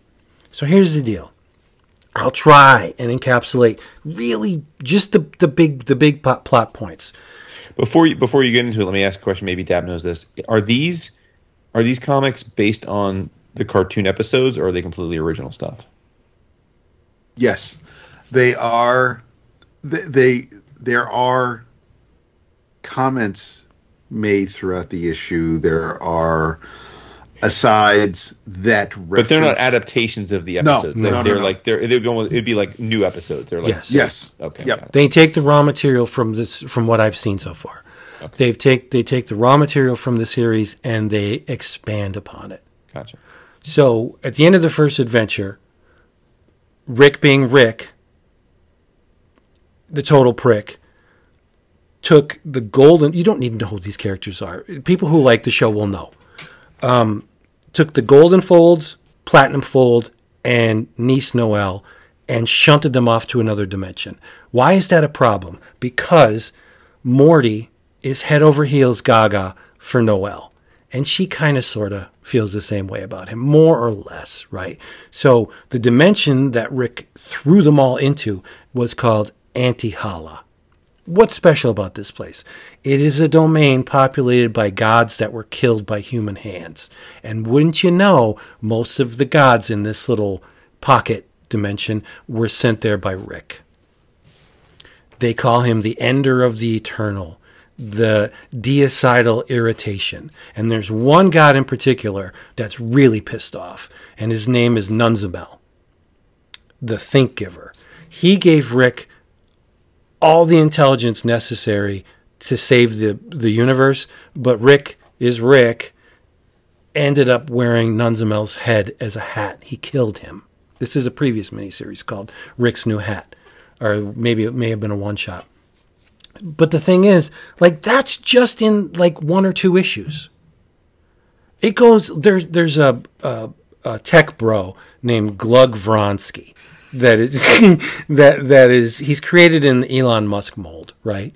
Total shithead, but he just wants to be Rick's friend, and Rick wants nothing to do with him. So he threatens him. He threatens to kill Morty. They're pulling out Morty's teeth in it. Morty goes absolutely crazy in this series and believes that Rick has possessed his brain. So he'll be doing something and he'll speak as Morty, but then he'll be like, yeah, Morty, you know you're gonna screw this up. Like he'll go into Rick mode, and the lettering in the dialogue balloon changes to Rick's lettering. It's insane, right? But this Glug Vronsky took a dog, a regular old beagle dog, and sent it into space. And the dog became the Infinidog. It's a space station. It looks like an Ouroboros, like the dog's ass is in his mouth. People live on this space station, but it's a dog in space. Like, what the hell am I reading? Vronsky, he bioengineered NFT apes. He took. Are they bored? One wears a fez. Like he took so it is bored apes. Yeah. He took the NFT apes and he bioengineered them, and they follow him around. They go ook ook. Like they just it's so freaking stupid. But Nunzimel makes a very, very grave mistake in that he gives Noelle a fraction of his power, and she becomes Noelle Zumel. It's so great. And she's got this cyber shit on. She's a mental mind Valkyrie. And she's also known as Teen Nunzimel. Like, I love this book so much. Nunzimel goes back in time and it's really, really sad. And he tries to get Jerry on his side. But when he gets there, Jerry's father. Now this was really sad. Jerry's father tells him, "You know what? You think you're good enough, but you're not. Life is going to throw a ton of shit at you, and you know what? You're going to fail." In every instance, you're going to fail. And you see... That's fucked up. No, you see why Jerry treats Morty the way he does. Because Jerry's father treated him that way. But Morty, God bless him, doesn't let any of that get to him. But Jerry's father fucked him up. So when Nunzimel takes Jerry, turns him into a friggin' toothless zombie for whatever reason... Summer's in space in a spacesuit playing a mandolin. Like, She's like, I'm a mandolin player now. She's listening to mandolin podcasts as she's trying to breach the Infinidog space station, and she's Clink, clink, clink. like, what? It's just so bizarre that it just it's like a car crash. I have to look at it. Like, I want to see I try and figure all the stuff out. Deb, aren't these issues great? I'm not saying they're good. They're great. It's so much fun. I believe the original Oni series that went on for a few years, like 60 issues. I think like a lot of those issues, at least the ones that I did read, were all like, it was more like an anthology. They were all self-contained issues, sometimes with two stories. And that's it. But this is like a complete ongoing with every issue continuing into the next. Even though like it says issue 7 is an all new jumping on point, but no, it's still picking up what was going on in the first 6 issues. So it's like it's so well done. I think Streising was definitely channeling Kirby with the Nunzimel.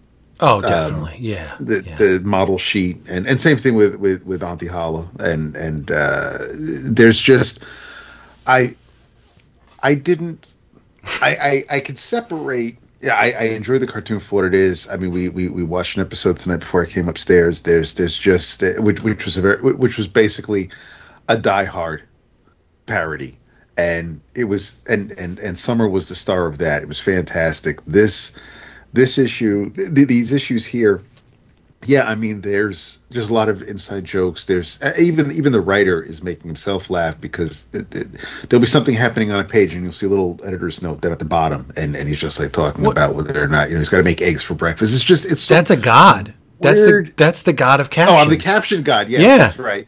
So there's just there's just it's nuts. And I mean, and of all the characters in the entire series, like he's taking Morty's math teacher Goldenfold as like the main villain for the first arc, and like there's just it's nonstop Goldenfold. There's more Goldenfold here in these 9 issues to date than I think there's been in the entire in the series 60 odd episodes. Yeah, I just and Noelle's. We've never seen Noelle before this comic, so I mean she's a new character. At least, well, to me, I don't know if she existed in any other previous Oni books, but as far as this is my first time dealing with Noelle. But I mean, he's got the Friar he definitely has a handle on the characters, on the Smith family, on Rick. I can hear Morty with the odd G's, odd man, and I'm so happy that this book exists, and it complements the cartoon so well. They can coexist, and you can enjoy one or the other or both. It's been a lot of fun, and I know I haven't strayed to too many of the miniseries, the spin-offs, but I definitely want to, just because the fact that the Crisis on C-137 was extremely enjoyable. I love that. So, and of course also because of Ryan Lee's art. But it's weird that a show that has been on for as long as it's been on and has only so few episodes has it's lousy with good comic stories. We're lucky. Go ahead. No, the thing that just boggles my mind is that in the show, the quote real Rick and Morty died. Yes. And they've been replaced by alternate dimension Rick. And like when Summer and Morty are together, she knows that he's not her brother. Well, because she was going to move out. She was going to leave home. She was going to run away. And Morty went upstairs and told her, he's like, listen, those two big old humps we have in the backyard, that is your brother and your grandfather from this world. And he's like, he's trying to convince her, listen, you can stick around. I'm not the brother you lost. I'm the brother that came here and stayed here. So like, don't run away. And we can make it's fine. The family's fucked up, but we're fine. And so when the series started, we had that Rick and Morty, and then a couple episodes later, there was the whole Cronenberg, because Morty wanted Jessica to fall in love with him, so he made Rick make him a love potion.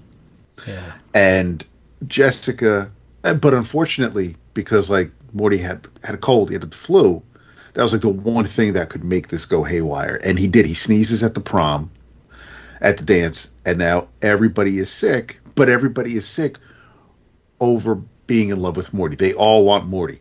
I mean, Principal Vagina, the jocks, everybody wants to come after Morty. And so the antidote, the anti-venom, however, the only way Rick can fix him is, or to prevent everybody wanting Morty, is he comes up with another concoction, and that turns everybody into Cronenberg creatures. And that's the entire planet now. And so Rick and Morty escape to another dimension, to the parallel Earth, and they show up at the exact time when an experiment that Rick is working on blows up in his face, killing him and Morty.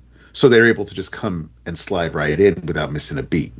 And according to Rick, they can only do that so many more times. There's only so many universes we can escape to, or try to fix a mistake one of us has made.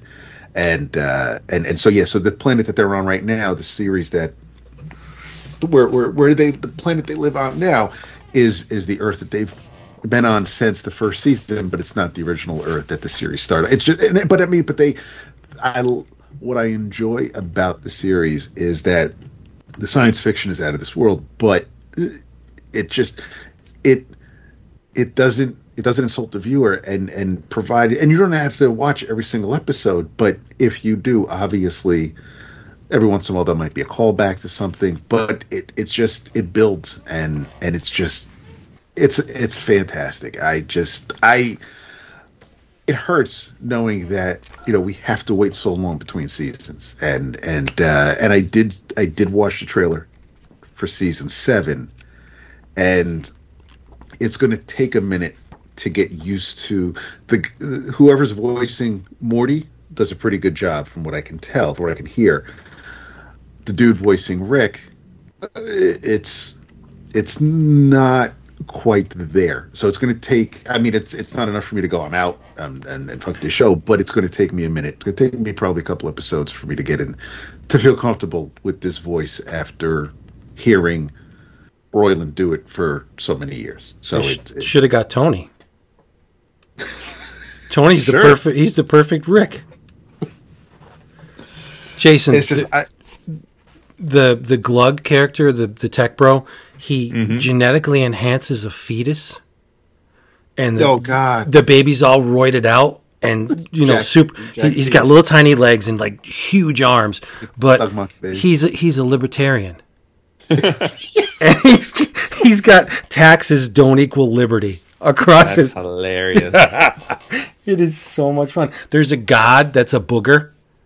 He's some kid in like 3rd grade picked this booger, and this is the god of preteen nose pickers or something. It's just ridiculous. Like that. There's like stupid concepts, brilliant concepts. It's just crazy how much information is in these books, and I just love it. Yeah. So Dap and I are on a quest. New York City Comic Con. We're going to scoop up all the deluxe edition Rick and Morty books we find. Yep. If we find one copy of any volume and you see dust like thrown up into the air, that's probably me and Dap fighting over the book. Big doings. And I can't believe I was so oblivious to this show for so long. I tried it. I just couldn't crack the code. Sure. No. Yeah. But once it clicked, oh my goodness! We didn't. It took. I didn't watch it from the start. It wasn't by my barber, the woman who used to come to the house to buzz my head. She brought up the show to Renee and I, and a couple months later, we gave it a shot, and I just and it didn't look back. I mean, there are episodes where hopefully they go back to this, but they do interdimensional cable where it's a half hour of cartoons from different universes and different dimensions, and it's so silly and so funny, and man, you've got Mr. Nimbus, who's basically a Submariner knockoff. You've got there was some villain who showed up to fight Rick last season, who's basically Magneto but with cookies, and he's got the helmet and everything. It's the weirdest. It's like they obviously, Royland and Harmon, obviously the writers, everybody who's working on it knows pop culture, knows what makes their viewers tick, and they tap into that extremely. It's very similar. I'm not comparing it because they're obviously apples and oranges, but it's the same thing that like would make you whatever it was about Community that just hooked you and kept you going. That's exact. And again, I mean, it's still a Harmon stuff, but he has that ability where he does something and it just you catch it and you ride the wave all the way through. He's extremely talented. The ongoing is kind of strange though, because they special character profanity sometimes. Like Rick will say shit and they actually letter shit, but then other instances he'll say shit and they do S and then special characters. Right. Or Summer will throw the finger and they'll digitize it out. One character had a dick under a glass dome and they digitized the dick. Like, it's a mature reader's title. You can show the dick. I don't understand why some profanity gets through. I think it's because they're trying to be. I'm guessing that they're trying to be true to the cartoon. Like, if you watch it on Cartoon Network or Adult Swim, they'll bleep out the profanities, and if you watch it on captions, they'll cross out some of the letters from the word. But if you watch it on Max, it's full fucking shit, no problem. But the captions will still be blanked out. But when Rick is coming out of one of his like clone pods or something like that, like you'll never see Rick's dick. Like that's digitized out. Like they're thank God. So it's right. I know, but it is so. I believe. I just feel that the comic is mimicking what they're doing on the show itself. Gotcha. I just found it strange where yes, 100%. Like what gets through and what doesn't, but it's humorous, to say the least. I giggle whenever I see something that sneaks under the radar, and then other things are like just commonplace things where somebody's flipping the bird. Like I didn't think that would be offensive, but in one issue, Summer's hand is digitized because she's flipping the bird. Read Rick and Morty. That's because she's a teenager, and they don't want to show you. Who knows? They don't want to show a young person. But yes, absolutely. Read Rick and Morty. Yeah. How is Heart of Rickness? I'm going to check that out. It's good. When I get it. Rick is up against another Rick that thinks he's the Rickest of Ricks because he has shunned technology. He got everything. He made everything work without the benefit of technology, so that's why he thinks he's the Rickest Rick, because Rick needs technology, and this one did it like a Luddite without it. And Beth is an evil wizard that lives in a magic sky castle.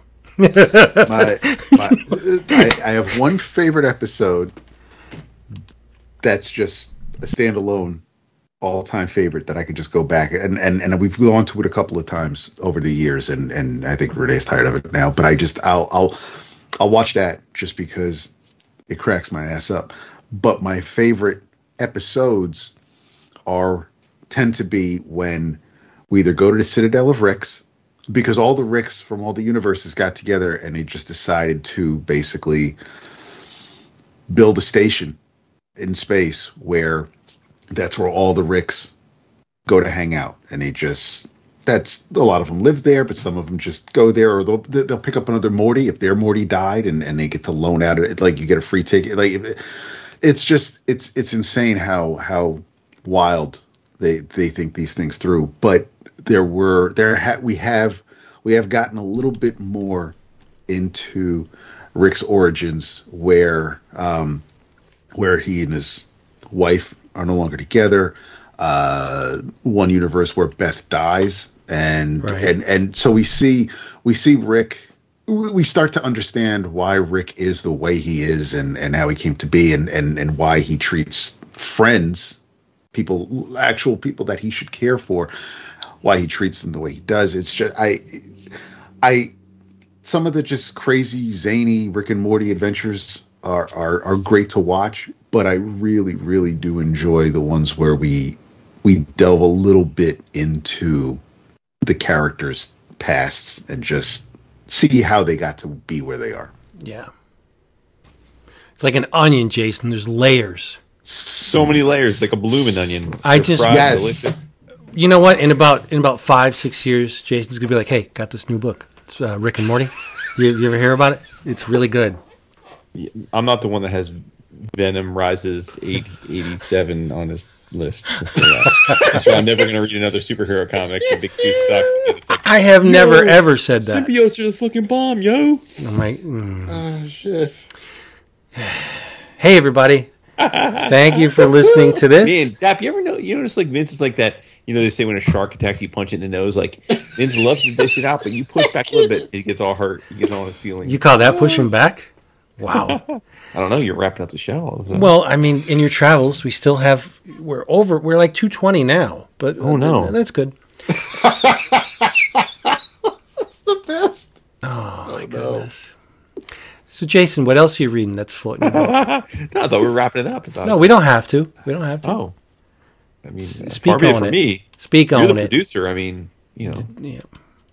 Right? I mean. Yeah, you can talk about anything you want to talk about. Anything? Anything.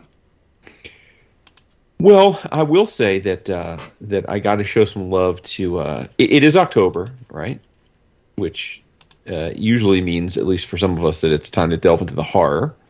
And this is a book that I bought last year but didn't read, and then thought, well, I'll just save it for October of next year because it is horror, and it was time. So I read The Closet. Did you read The Closet last year? I did not read The Closet. I don't know what this is. The Closet was a 3-issue miniseries written by the king of horror these days, Mr. James Tynion IV, and Gavin Fullerton on art. And it was, it wanted 3 issues and done. It was just he wanted to get the story out there. It's the namesake would maybe clue you into the fact that it's a premise, a play on the idea of kids being scared of the monster in their closet, right? But what's interesting about this is really more of like an existential crisis type of a thing about a family. The book basically revolves around the dad who is narrating the journey of his son being scared of the monster in the closet, and they're in a bad spot. Like the dad and the wife, the mom and the dad, they're going through it. He had committed infidelity sometime before, and they're making amends. They're still staying together, but she got a new job in Portland, and they have to drive across country. And the dad's kind of like he's got a good life, but he doesn't seem to appreciate the life that he has, and it's like you kind of get the sense that he's not loving being a dad, he's not loving being a husband, but he feels compelled to continue to do so because that's what you do. and he's having real trouble with his son's obsession with this monster in the closet. And as he's lamenting this frustration to like everybody at first he's telling a bartender this one night when he's at a bar. Then while they're doing the cross country trip to Portland, he's telling a good buddy of his that they stay with overnight. And every person he's telling this with, basically like the people are like, dude, like what the fuck's the matter with you? Your kid's 4 years old. Like, A, it's totally normal for a 4-year-old to have fears. B, like be there for the kid, like support them. Like don't be a dick about it. Like what's the matter with you, you know?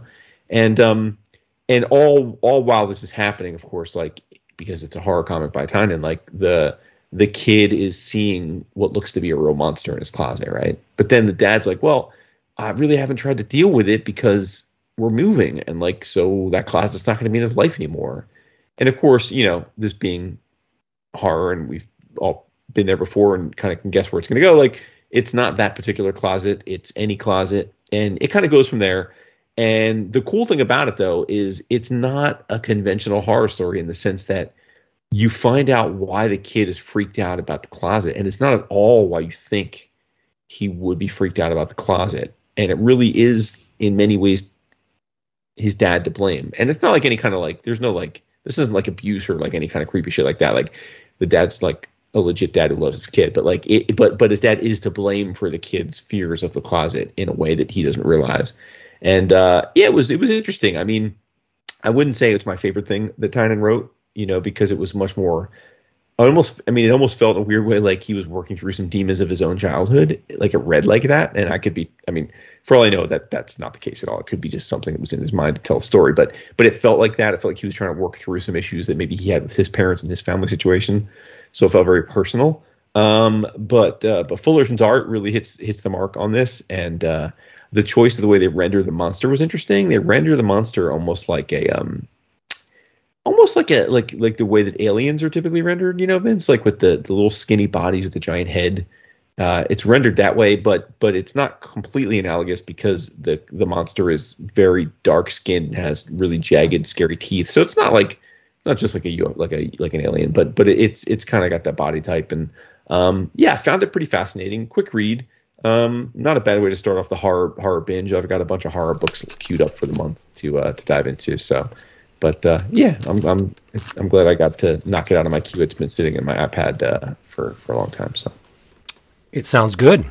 Yeah, it is. I mean, again, like I'm such a fan of his work and so much of his horror that like I wouldn't if someone was saying to me, hey, what should I read of his? This wouldn't be the top of the list, but a perfect little October joint, like. Because I'm in the mood for horror right now. Oh, who isn't? Who isn't, right? Right? We all should be. All of us. Well, hard sell with Dap, but that's okay. Yeah, my man doesn't like to be scared. So wait a minute. Wait, now tell me about this boys spin-off thing that you were Gen V? Gen V. Gen V? Yeah. I mean, you tease a little bit saying it's extremely violent and there's well, the Amazon does that thing kind of like Apple where they don't put out the whole season, but they don't do it one episode. They put out 3 episodes, you know. Right. The first episode of Gen V is far and away the most graphic TV episode I've ever seen. How so? I mean, if I tell you, it's going to ruin the fun of it. Okay, all right. Graphic in terms of gore or? Yeah, but yes. I mean, okay. The main protagonist of the show is so the premise of the show, right, is that this takes place in the boys' universe. It is a college for the kids with powers, right? And it's in continuity. Like this happens after the last season of the boys is over, right? Okay. So Homegirl's the new girl that girl that was moving her way up the ranks. She's the CEO of Vought now. The senator is now running the school. She's the dean of the school.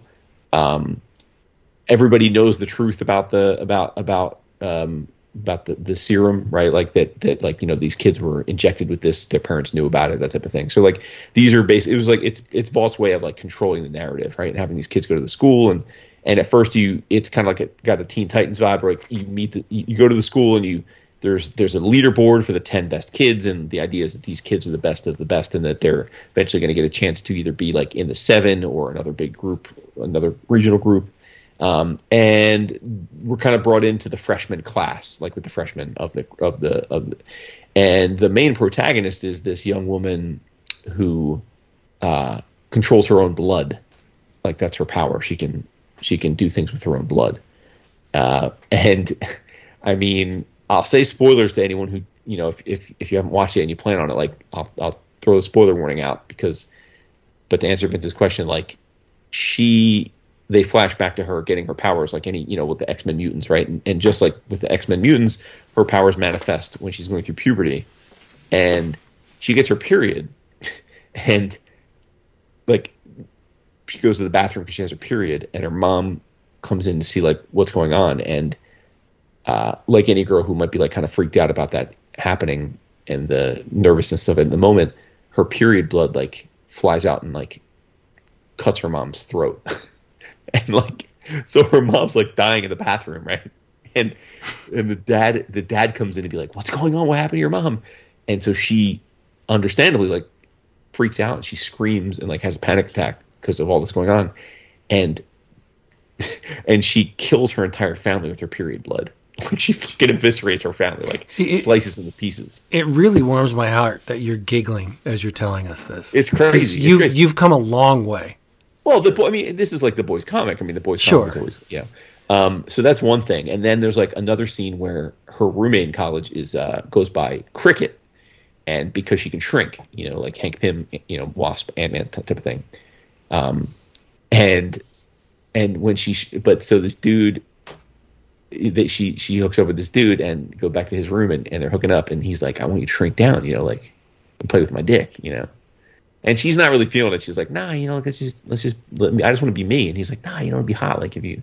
So she shrinks down, and like on the screen, like is literally like a gigantic, like it's because she's tiny. It's like the whole screen's a penis, and she's like licking it, and she's like jumping up and down on it, and she's like playing with his balls. It's like and I'm like, I can't believe this is on regular TV. Like I know it's out, but it's like this is baffling. Like what is going on?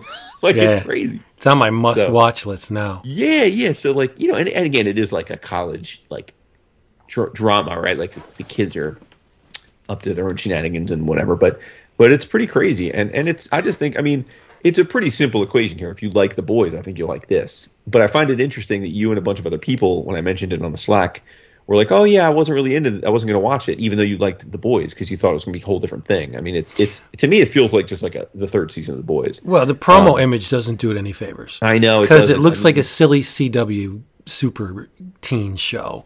And there is that aspect to it, right? I mean, it is basically a story about a bunch of college kids trying to like find their way, but it's in the boys universe where fucking their lives are totally fucking crazy, Right. Well, I think they should have hinted at some of the carnage. Just a statue with its head sheared, like that's maybe edgy, I guess, but no. It just looked too teen rom-com thing, for me. But no, it's not. I mean, it's definitely. I mean, it's not that, other than the sense that the main characters are college age kids versus the main show, obviously, which is more grown ups. But big whiff on the poster. I'll grant you that. But I definitely, I think it's fun, and Cullen loves the boys, so Beth and I talked to him, like we have a little scheduled, like we chat with him every Sunday, and I was like, "Oh, did you watch the Gen V?" And I'm like, "Let me tell you something." I'm like, "I'm so glad that you're 20 years old, because if you were home still and we were like, oh, let's watch Gen V, I would have been so hella uncomfortable sitting there watching this episode with you." So I'm glad we watched it separately. Art should make you uncomfortable. There you go. Nice. All right. Glad you got that out of your system.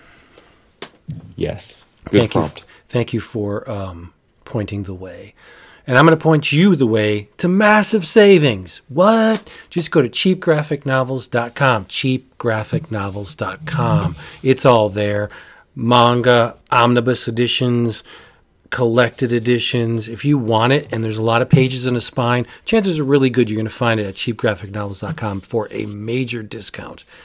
You'll get the email after your first order. You reply to that email and you say, 11 o'clock comics sent me. They will give you free shipping on your next order. It's very, very simple. Just go there and save. While you're at it, check out our Patreon page, patreon.com/11 o'clock comics. Audio, video, polls, images, pages from comics every day, covers from comics every day.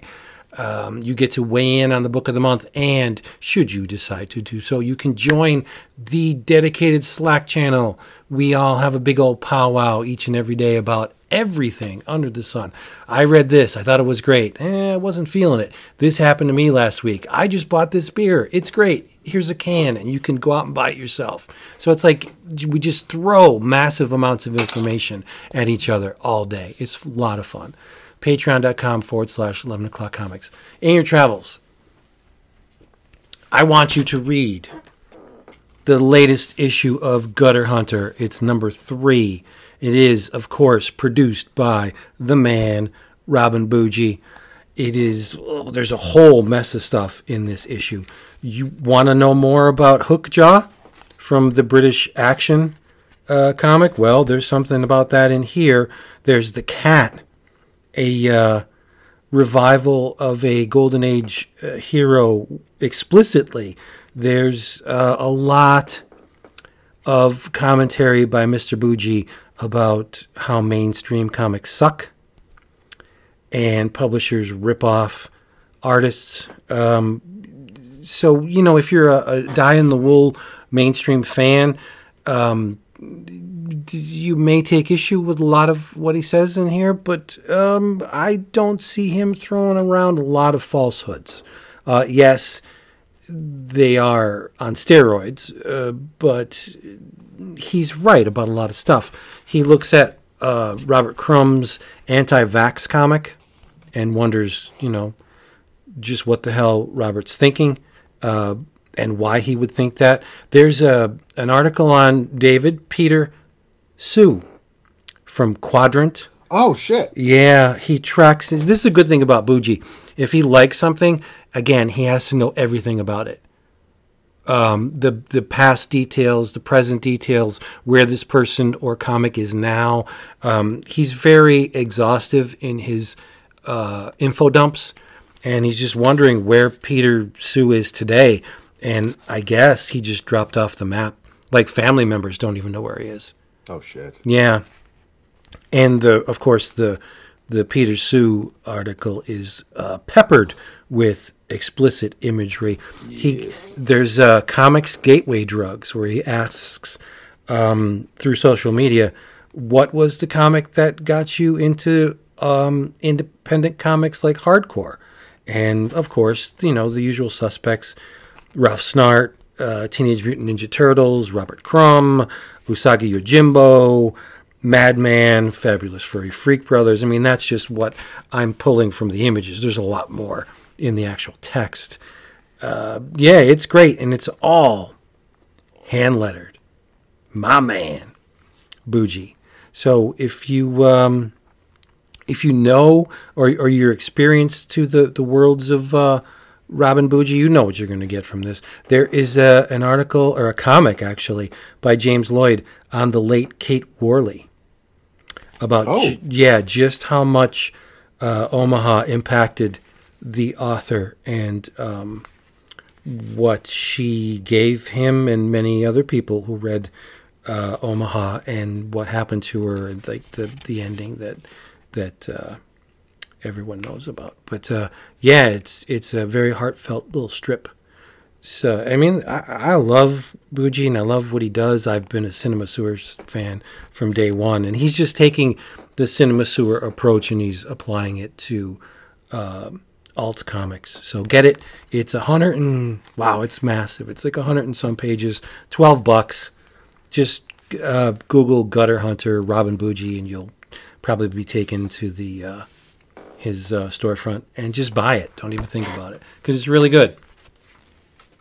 I've got 2 and 3 on the way. Oh shit! I didn't know I missed number 2. Something number 3. I was like, holy crap! All right, it'll take you a good 2-3 days of your free time to read an issue. There's a lot of information in every one of them. Yep. What do you think? We're going to get bumpers this weekend, Vince? Bumpers out the wazoo. Okay. Yeah. We need more because We do. It's been a minute. yeah. I mean, we didn't get any really the last we got a handful, and I've used Cliff and Tony, and I've used them multiple times. So we need some fresh ones. I always go back to the Jay Lee for some reason. I think Tom. I have maybe 4 bumpers from Tom. Right? I mean, the New York Comic Con Artist Alley list is bonkers. Well, we need to get some that aren't represented in our archives. Yeah, no, I know. That's what I'm saying. You know. Before your travels, do us a favor, and however you listen to this, Apple, Spotify, Good Pods, however, leave us a review. Yeah, for sure. Yep, we need to ask for that more. Yeah, right. In your travels, the 6th issue came out, so this story has concluded. Peacemaker tries hard! Oh, nice. I've kind of dug. I'm not going to say surprisingly because the interiors, his sequentials, I haven't always been a fan of, but Chris Anka's covers for Peacemaker Tries Hard have been amusing until the 6th one. I'm not in love with this one, especially because the Red Bee is kind of sporting a little bit of a gut, and that's not how Steve Pugh interprets him inside the book. This is written by Kyle Starks, art by Steve, colors by Jordi Belair. 6th issue wraps up the story. It's been just a lot of fun. The art's just amazing, and it does. If you're a fan of the show, this does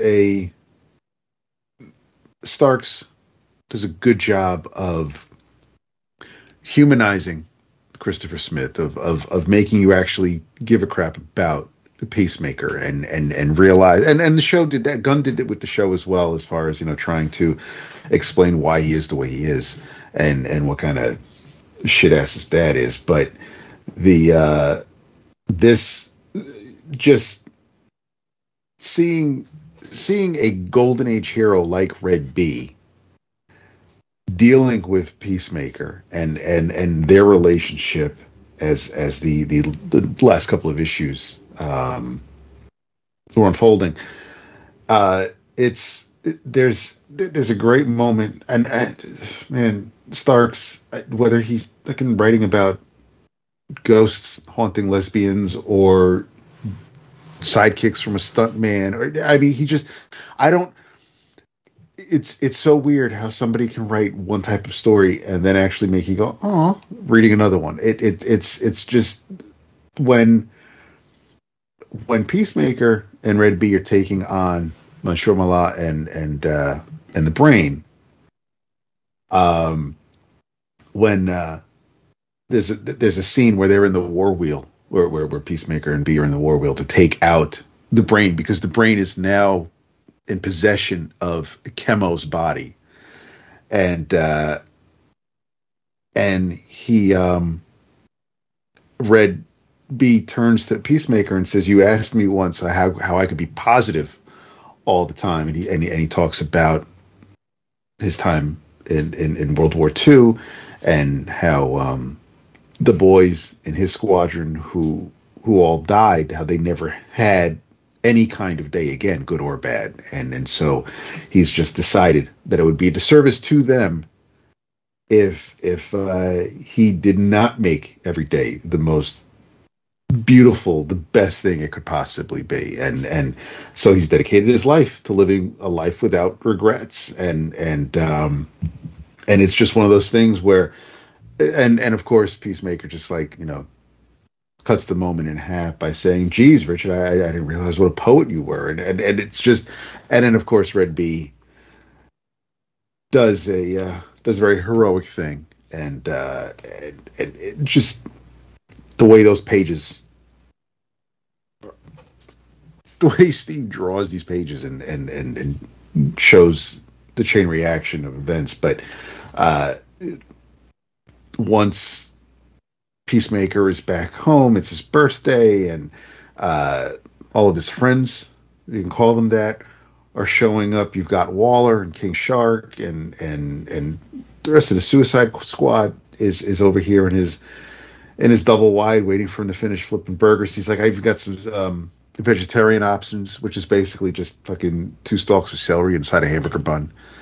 And Blackhawk, old man Blackhawk shows up again. There's Stark's just he touched on a little bit of everything, whether it's the Suicide Squad stuff from the comics, or what Gunn was doing with the movies, or even what he was doing with the TV show. The whole series was just, it was a lot of fun. It wasn't it didn't take itself seriously, obviously, but and I wasn't really sure where it might have been going at the start with the whole Bruce Wayne dog thing, and if we were going to kind of get like one kind of story, or if it was going to be more of just different adventures that he was going to go on, and how we were going to get. It was basically just going to be 6 issues of like one shots, but no, there was an actual story here, and it was done extremely well, and when it's collected, I definitely urge y'all to get it. So in your travels, Peacemaker Tries Hard by Starks, and Belair. Nice. 2 things. One, because Vince was asking me about should I watched. The wifey was away this past weekend, so it was just me and my little dude. Well, not so little dude these days, but my youngest Holden. We went and saw a pretty disappointing movie on Friday night, The Creator, and then was disappointing? I thought so. And then on Saturday night, Holden was like, "Yo, Pops, like, you're killing me with that movie you took me to see last night. I finna want to watch something a little more upbeat, little happier. What you got for me?" So, I looked around and I finally came across on the Netflix Nimona, and I'm like, that's right, this came out a few months ago.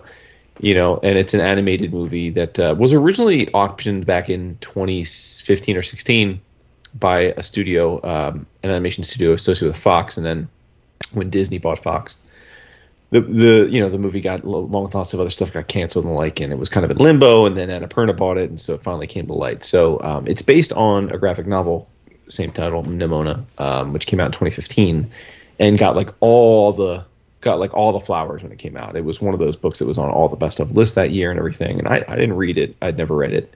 It's written and drawn by N.D. Stevenson, but I was at least familiar with how much the comic was beloved, so I thought, let's try this, and it was delightful. We both loved it, the movie.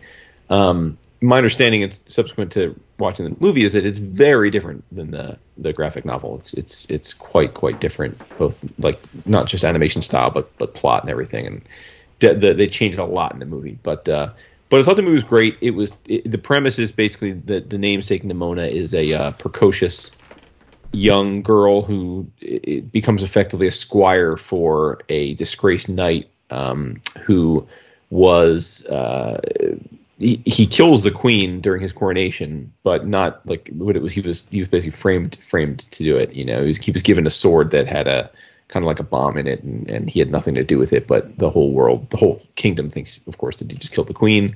And so he's on the lam and a villain, and she finds him, and she becomes his sidekick, and they basically fight to clear his name and hers as well. She's a shapeshifter in the and she's like part Mystique, part Beast Boy. She can turn into any creature she can imagine with the size and shape and powers, but she also can turn into other people. So she's quite powerful, and it's really a story about like friendship and love and acceptance, and you find a lot more about Nimona's history, and she's a magical creature who's been around for hundreds of years, and really was ostracized from humanity, even though she didn't want to be. And I just thought it was really well done. I thought the characters were all gripping. It's super inclusive. Like the most notable thing is that in that regard is that the disgraced knight and the kind of like the Sir Lancelot who is the star of the main protector of the hero of the kingdom were lovers. And the cool thing about it is like it's not like a big plot point in the sense that it's not like, oh, they're lovers. It's just like they're lovers. There's no taboo about it in this universe that the two lead knights were in love. So really cool, great animation. Definitely curious to read the graphic novel now, although again it's much different, so I'm wondering like if it's going to feel different, but thought 2 thumbs up to that. And then in terms of the comics, Drawn and Quarterly put out a book this week in my box called Blackward, Blackward. It's a digest-sized graphic novel written and drawn by Lawrence Lindell, Lindell. And it is a story of 4 young black creatives all great friends. They're also all queer. And there's Laika, Lala, Amor, and Tony. And it's just the story of their friendship. They're part of a collective who meet at a community center back in the day, and then became friends ever since. And through most of the book, their attempt here is to create a new book club for inner city kids and to try and get that going, and also create a zine because they love comics and zines. And the zine is called Blackward, like that's the name of the book. That's why the book is called that. And it's really like a slice of life book about their lives and their friendship and their interactions and the experiences they have as being black queer geeks, which is a pretty obviously like a minority group that's ripe for prejudice and like how they deal with that and how they rely on each other for the ability to deal with that and sort of the societal mores that they have to deal with. But it's very uplifting and positive, though. Like they kind of like handle all of the societal issues like with aplomb, like with power and grace. And it was just a really uplifting, really powerful, very, very, I think like socially conscious story, and really well done. The art is like super simplistic and cartoony, like almost as if like for those of you familiar with Teen Titans Go, the cartoon, if you could picture 2D flat storyboards in that style, that's kind of what the art is like. But I think it worked well for this. It definitely served the purpose of the book, and I thought it was great. I'm really happy to have read it. Like I said, it's called Blackward by Drawn and Quarterly, and the creator is Lawrence Lindell. And hey, any book that has a endorsement on the front by Gilbert Hernandez is a book you need to check out. Nice. Real. Or what do you say? Real talk. Real talk. Real talk. Yep. All right, everybody. Hey, thank you for listening to this. We hope you come back next time. If you are heading out to New York Comic Con, please, maybe you hear our voices, or I don't know, you catch wind that we're in your proximity. Please come on up. We'll have some fun. Say hi. Maybe you'll get a hug. Who knows? You're not going to win unless you play. Maybe you get a reach around. You never know. It depends how. To see you got to ruin it. Why? No. Why? You're not above that. And then, do all that stuff and say good night.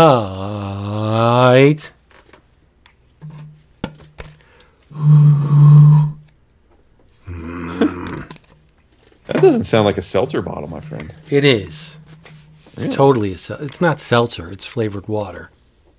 Oh. What is the No difference? There's not a whole lot of bubbles. Oh, that's terrible. Well, there's some, but doesn't have the effervescence of a seltzer. Oof. Why? You need bubbles? Oh, hell yeah. I'll drink a diet soda that's been in the refrigerator for like 3 weeks. I don't care. He lost me at diet soda, but David. Good night. You one of them people that has to have ice in your drink too? no, I don't use ice. All right, it's good. Because I totally don't need ice. Any other Ever. tests of acceptance you want to give me? No, I've accepted you a long time ago. Much to my chagrin. Why? Why did I do it? Why did we ingratiate into each other's lives like we It have? does not make It's a really damn ridiculous. bit of sense. It doesn't make any sense. It doesn't. So stupid. Like what? I must have stepped on he a... likes an Oscar and Ernie all. Seriously. It's ridiculous. I see here that Teenage Mutant Ninja Turtles Street Fighter number 4 came out today. It did, yeah. It was not at the shop. Damn, Tavern on the Green. Now, see, I can't have... Now the green. It is. I can't have that. I cannot have that. I need it. Why didn't I see it? Maybe he didn't. Maybe he was shorted. It happens. Sometimes Diamond screws up. Maybe because you didn't pre-order it, he didn't carry a copy. No, I pre-ordered it. Oh. Yes, of course. What's your discount there? Not as much as other places, but enough for me. Okay, yeah, I don't know why you're so cryptic. It's not like because he returns. doesn't give all of his customers the discount he gives me. I see. I got you. Okay, I don't want to go be trumpeting the discount and be like, "Hey, I heard on this thing that you're giving." You get that celebrity discount, right? Yeah. Well, I've only been. I don't want. There was a gap, right? The DCBS gap, but I've been going to his store for like 15 years more. Yeah. So. Word up. In a minute. Yeah. Did you say David? Oh yeah, a while ago, bro. Wow, didn't hear it.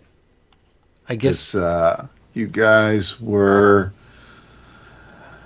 talking about the diet soda, and Jason is saying if there's anything else that that passes muster. So that was nice.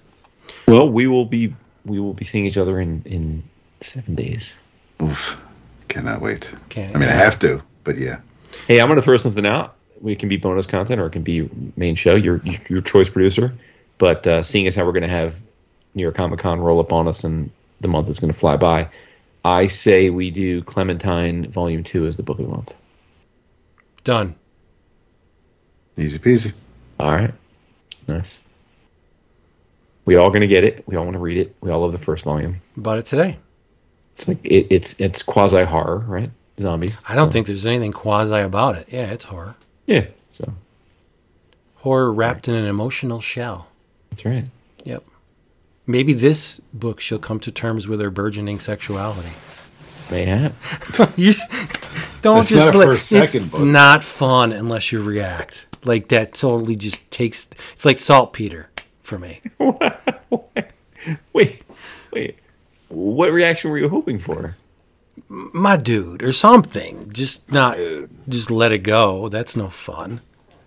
I would love to see her legs akimbo getting some love. Oh my god. The leg, but yeah.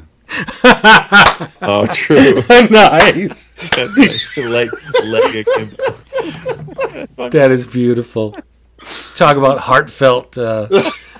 It's right here. Yep. Halloween and Valentine's Day, all of them. Probably just single-handedly ruined our chance of having Tilly on the show. Right.